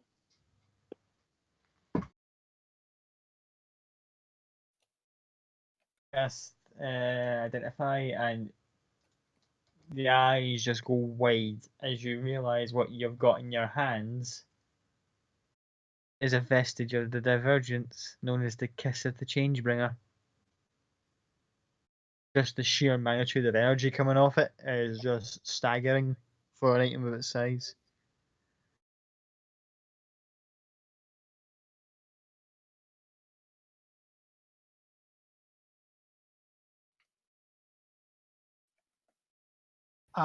Just quickly at this point, the moment Elspeth would have jumped out of the ship, well, would have disappeared. The reality that Copy can't save anyone she really cares for is going to hit her, so she's just going to jump out the ship. and just kind of walk towards the town.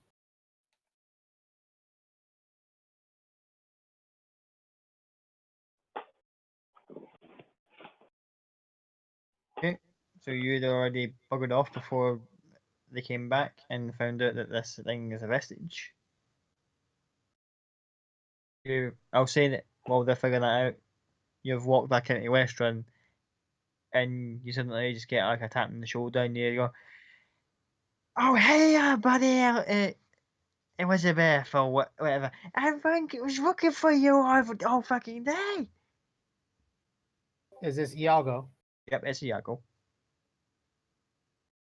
What do you want? I came here to give my old buddy out. It was a bit of a good old time on the town tonight. How would you say? Pay you back for all those drinks you got me yesterday. No.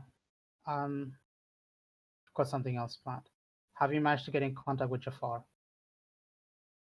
Why do you think I'm suddenly packing with all the gold? You can't just open up a satchel just full of gold coins. Ah? You sure you don't want that drink? Yes, I do.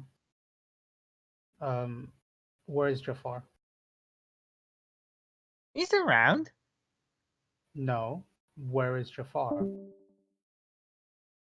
He's busy. He's busy. He's got other things to do. He's got some plan. He's got things to do with a lab. I don't know what the fuck it is, but he's got something to do with a lab. I'm gonna grab him and just put a sword right to his throat. Where is Jafar? As soon as you get him by the scruff of the neck, you notice his appearance changes quite rapidly from a fire genasi into this hawk-like humanoid with big wings and talons, and he just goes, "Oh, there's a big surprise! You back off, sweetheart, right now." Or else? And kind of just like as if I didn't expect to get this far as like, you know what? Forget it. You were schmuck anyway. You weren't really what I thought you were. I thought you were all right, but you're a bit of a dick. Why is everyone in this town seem to be a bit of a dick? He's I'm just kind of gonna struts count off. to 5, and every second I count down, I'm gonna start taking a limb off. And I don't need to tell you that one is gonna be your head. At that point, you see the wings kind of just fold over. He's like, "Ooh, I'm so scared." 5, I'm gonna point it, touch at the wing, and just do a slash. And make an attack. I'm using my normal short sword. I'm not using the short sword sharpness.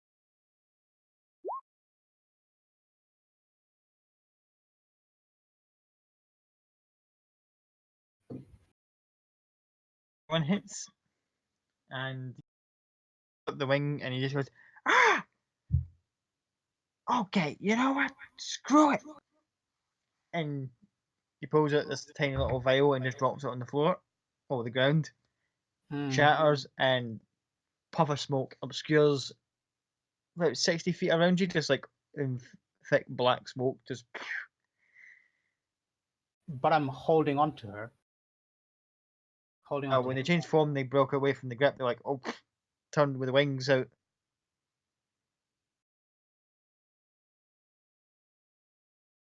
I'm not gonna emulate it on voice chat, but like Copy's just gonna shout. And then she's gonna start walking into the town again. Just gonna hear a voice just in the background going, "You're gonna regret that." In the distance, like wings flapping.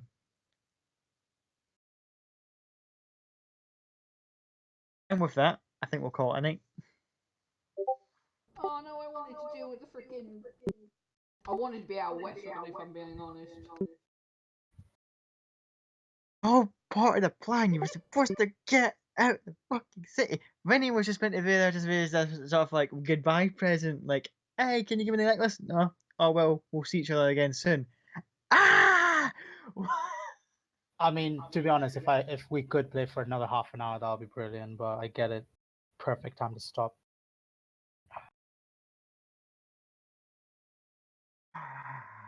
Toto is so gonna spend their last night trying to win that girl at the brothel back. He's gonna pick some flowers and go around there. That's a big asshole for a little man to get out of. Okay, decision time, guys. We're gonna vote it here. Do we play for another half hour and just kind of tie this up a little bit, or are we calling it for this week? Oh, we're 2 members down as well. Yeah, leave it there, Arthur. I think leave Who it knows there. if we'll be 2 members up though next week? These two are a little bit hit and miss. And if like literally like I want to do something in Westrun, Traz wants to do something in Westrun, Azuzu wants to do something in Westrun. Like we might as well do it. Unless everybody wants to go to bed, then it's fine. Right, No, carry if we on. just want to, if we want to do that little bit, yeah. That dimension door woke me up. Sorry. That Probably. I that always co- miss the best bit. It's what that she would have done, no. It's 100% what she would have done. that dimension door. I was literally sitting here like that completely changes all my plans, all my ideas, and literally Copy is just with her hand out, about to grab Elspeth's shoulder when she runs away, and I'm like, just. And it's like proper hurts you when like you're doing it physically in person while you're trying to RP it, and it's like, I'm sorry, but the image of like Elspeth just looking up into the sky and going, "You're an asshole," is just. Yo, I'm surprised by how calm Cloud was when he landed on the bird. I was expecting him to shout at her. No, after seeing what the mannequin was actually doing, he was just like, he's getting really sick and tired of this dude dickery. I'm just surprised Copy just chose to walk off and not go absolutely nuts. she not in front of everyone else, at least. But are we gonna RP this last little few bits in Westrun and hopefully go to sleep and get the fuck out? Please, God. Yeah, I'm fine with that. Yes, up to you guys. Yeah, let's RP for half an hour. I'm sure the other two will understand. We can give them a bit of chance in the next session if they want to do something as well. Cool. If you want to carry on for that last bit to kind of get those loose ends tied up. Then we can leave. Yeah. Do you say Iago was flying off and I could hear him?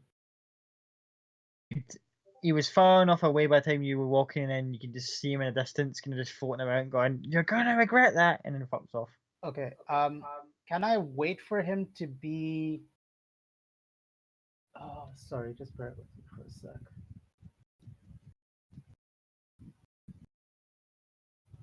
Could I wait for him to be maybe about 200 feet from me, and then I'm just going to take a shot at his wing? And I actually do have. Where's it gone? I do have winging shot. So I'm going to use my grit point to do winging shot as well. Get one shot. That's because I'm generous.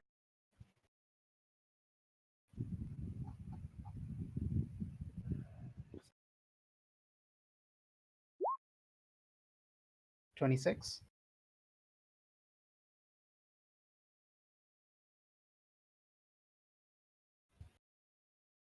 What does he need to beat?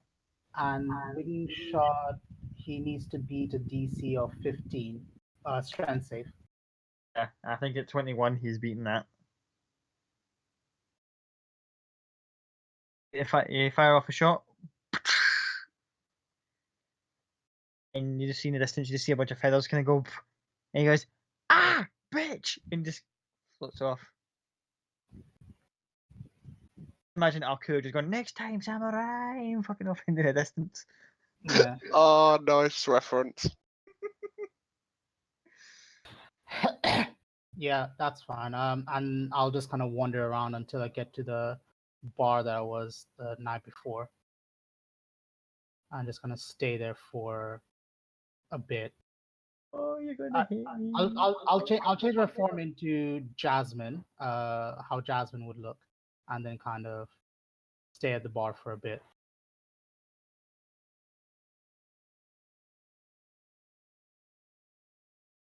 Not long after you walk into the bar, you hear someone else walking in. Goes, everyone out.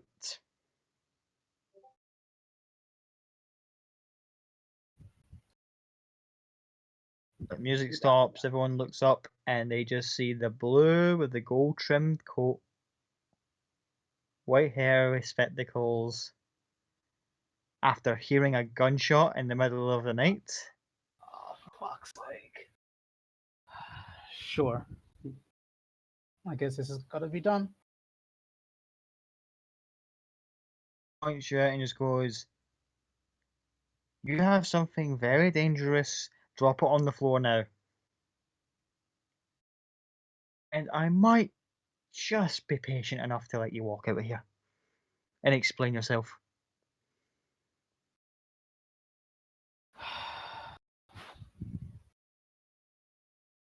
Fine. I'll drop it on the floor. I won't say anything. I'll drop it on the floor and just walk by.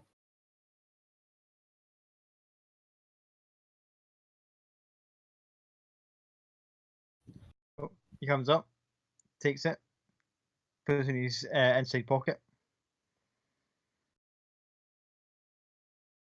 orders you outside. No, I would have tried to walk by him, unless he stopped me. He just pointing out and goes, right, just carry on. What he goes, alleyway to your left. Why?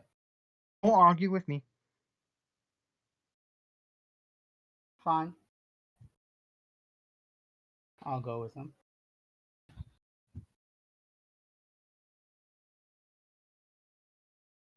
Okay, you go out. You go down the alleyway. Very narrow. As soon as you get to like the kind of end of it, turn round, and they're cross-armed.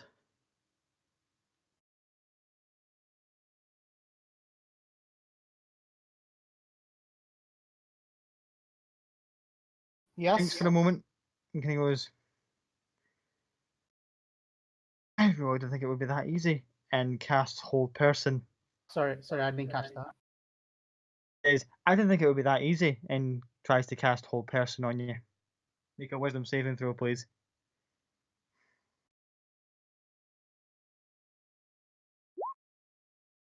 12. You are held in position, and you just hear the fluttering of wings, and little drops of blood hit you in the face as you look up. Oh, Iago's got you here. He goes, "This is the one, boss." And the facade of Percival drops, and you see the fire genasi returning. Goes, "Excellent work, Iago."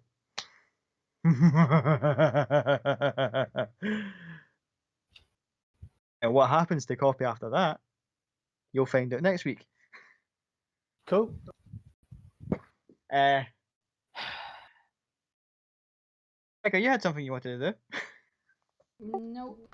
Well, before Cloud goes, because I know Cloud is off, she's gonna pull him to one side and go, "This is going to sound absolutely ludicrous, and you are perfectly okay to say no. But after someone being in my room last night and the whole thing with Vincent, I would rather not be by myself. Am I alright to be in your room? You can completely say no." You can always be in my room, my dear.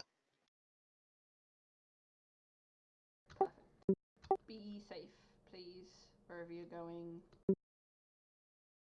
If you need help, you know where I am. I can get to you in a blink of an eye. And no advice. People have to find me first. Cal sort of taps his new shoes.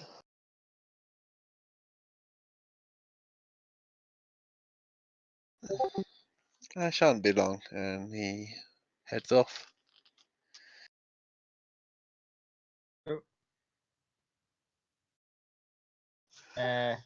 Cloud heads out. What's your objective here? knowing the front of the class's hideout is sort of gone quiet for a little while, he's going to go into the underwalk and find and go through the back entrance to the class area, and whilst using Mask of Many Faces to look like the Tiefling again, and find the black market bloke and see if he can get that last item.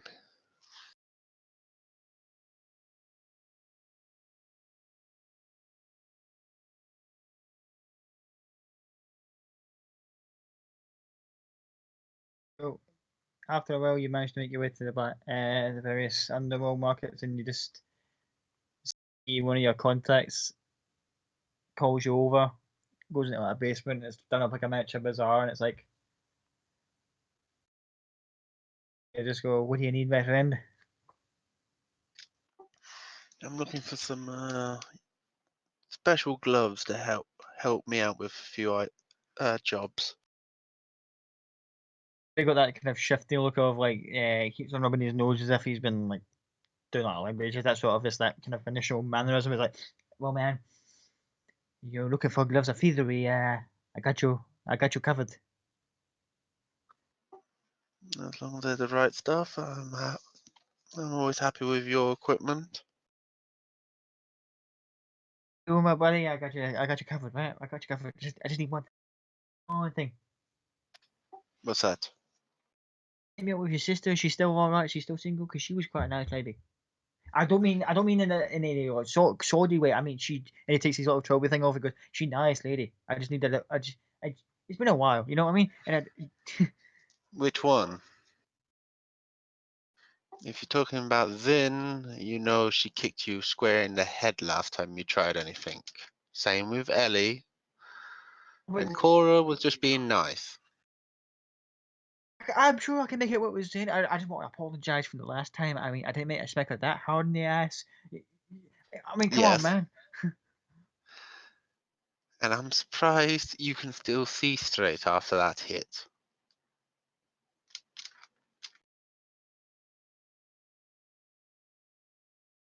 Oh, well, we'll talk about that another time. Anyway, your gloves, right? You can, it just goes into this little case and opens it up and goes, you just see the gloves of theory sitting there and goes, easily done, my friend.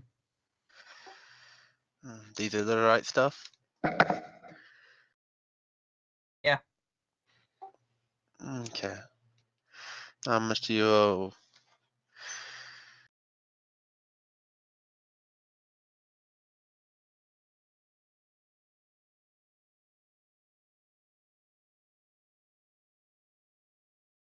Well, for you, my friend, you put a good word for me. 400, easy. Owe me uh bottle of brandy on top.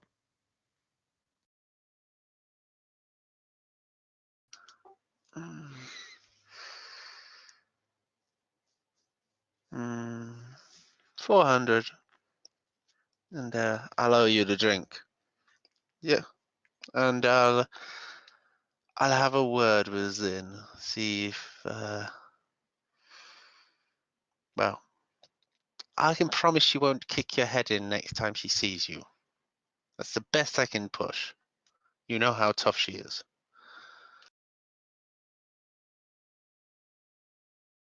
All I ask, mother, that's all I ask. And he puts his hat back on and goes, "Now, if you excuse me, I've got other business to attend to." Of course, my boy. Be well. Cloud leaves and heads back to the ship. Back to the ship. Toto, Yo, what you doing, boy? first off, I want to go and find Elspeth real quick, wherever Elspeth is she's in at. Cloud's room. Then what in the captain's quarters. Okay, I'll go and knock on the door of the captain's quarters to get your attention. I'll pop my head out the door. Hey, can I get some help real quick? You're an idiot, but yes, what do you want to help with? First off, I apologise for those inappropriate comments I said earlier.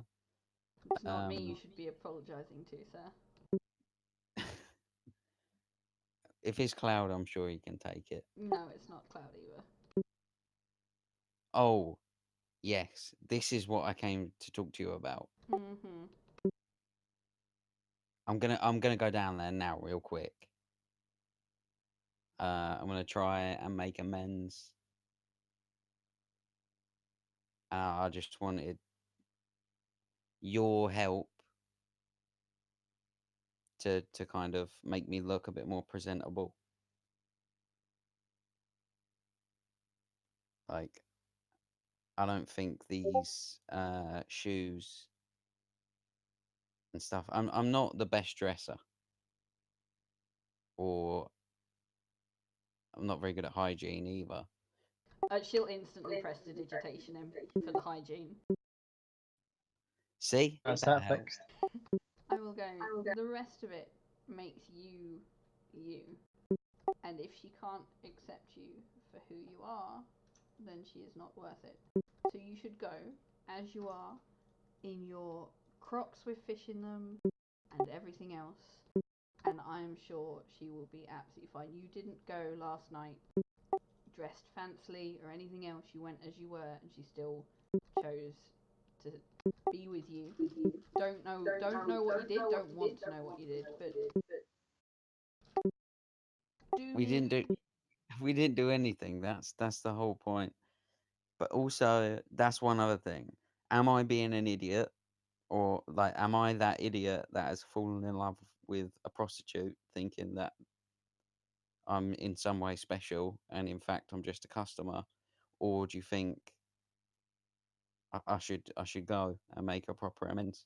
A, she is not a prostitute. B, people that fall in love with prostitutes are not idiots. I'm gonna smack him for that one because he's just No, forgotten no, what she no. used to do for a living.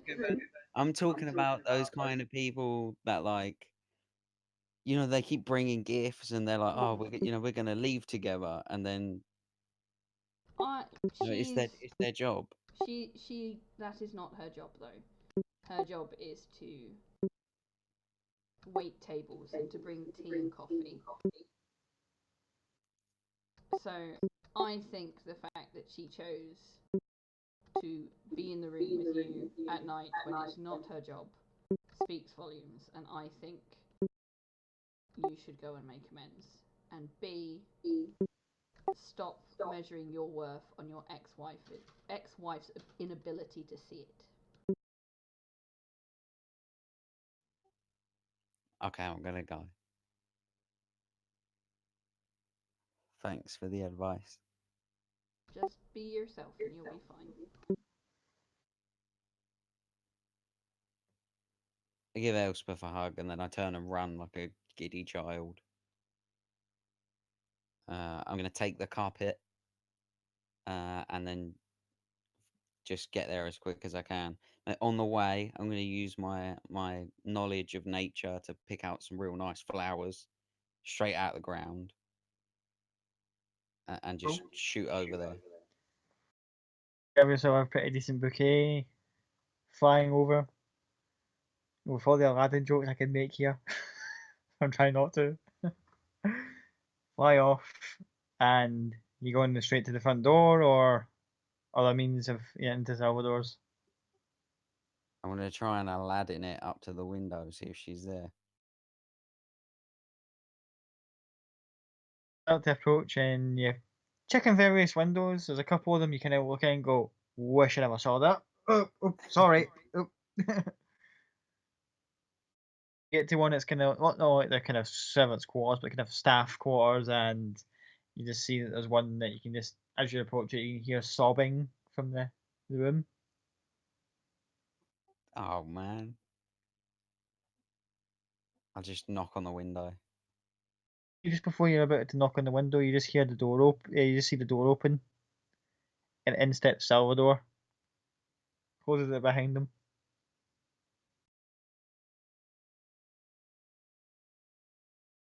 Favor, make a stealth check. Oh,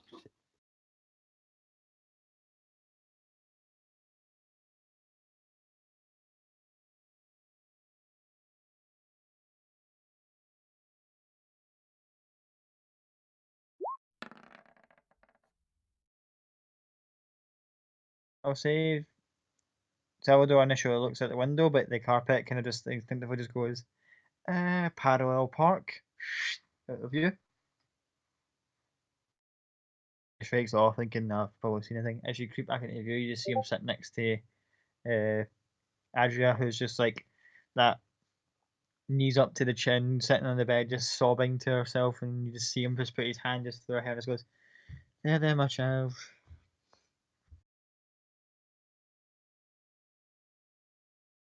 And you see him look up, and she's just got like the eyes just blown away. She goes, "For once, I thought one of them would pick me for training." He goes,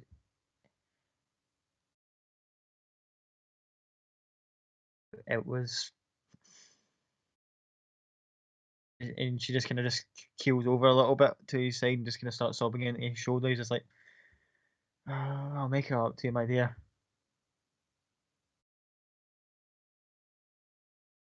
I'll be having words with a particular someone at first opportunity I get. Raw, when he kind of gets up and just cups her hand, her face in his hand, and goes, "What's her father for?" Gives you a kisses on the forehead, and leaves the room. As soon as he leaves, then I'll knock on the window.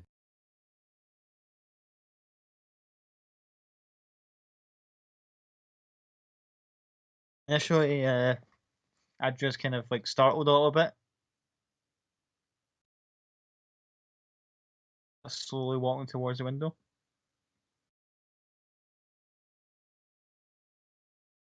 To try and stand up straight, make myself look presentable. You see the latch and door getting opened up, and she just peeks out, sees you there with a bouquet on the carpet. Hey.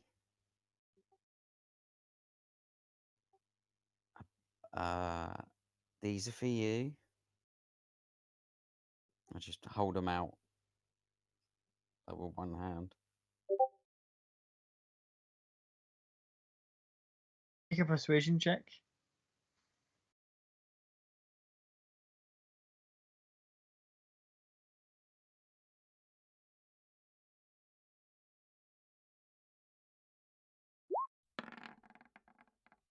Oh.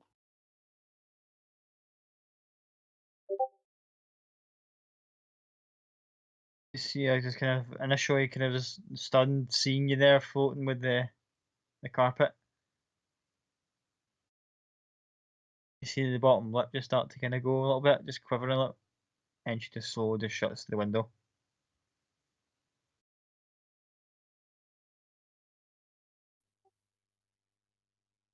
I'm just gonna leave the flowers on the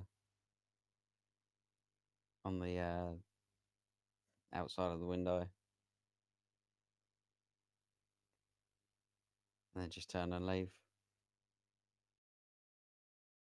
That's it. That's it. I'm just gonna give up.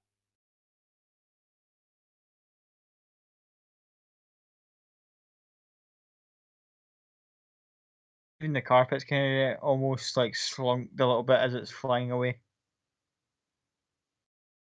Yeah, I'm just gonna sit, like cross legs on the carpet, just go back, go to sleep on the deck of the ship.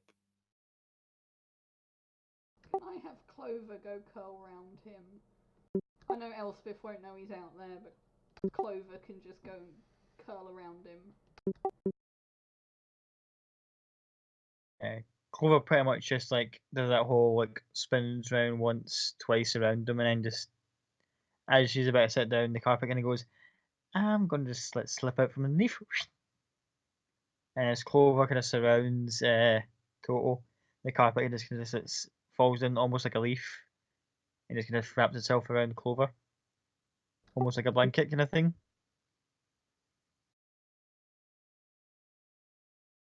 Anything else? That's it for me.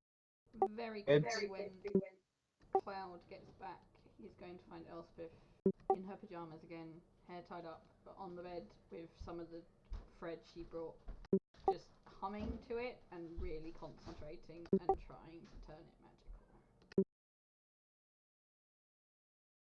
As you're humming away, you can just see like certain like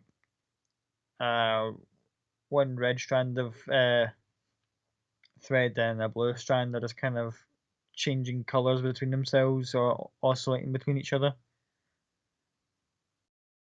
That will just be her. Obviously, she'll acknowledge Cloud coming back in the room and stop humming so he can sleep. Yeah, Cloud wouldn't mind too much about that, but he would ask before he goes to sleep. And he summons the blade staff and gestures towards the crystal one more time. And goes, any chance you can give me any aid or such to try and get a hold of this? Oh, Jesus. I can give you Bless, actually. Would that help? It's a saving throw, isn't it? Yeah. Yeah, it's. I will. With inspiration no work on saving throws, or is that the one thing it doesn't do? Oh no, inspiration would as well. So I can give you both, actually. There you go. So Yes. I will just. Please, I am begging. Roll 20. Give the boy the fucking thing. I will give him a kiss on the cheek to inspire him.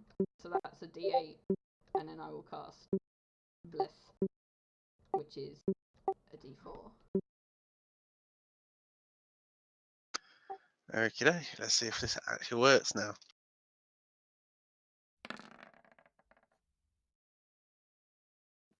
And then plus the D8.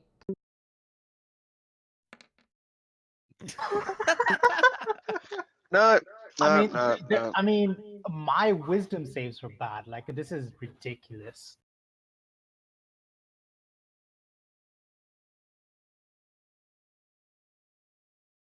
Yeah, roll that damage, and I think that's Cloud off to bed. And the end of a session.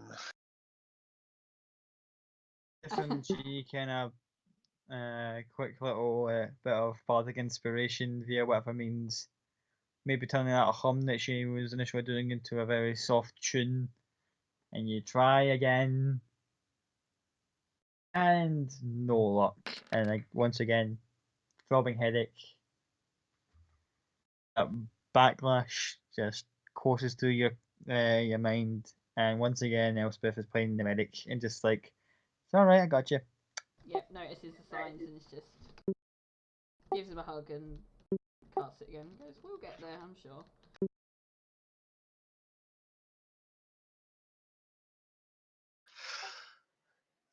And Cloud just gets a little bit frustrated, rubs his head, kisses Elsbeth on the cheek, and goes to sleep.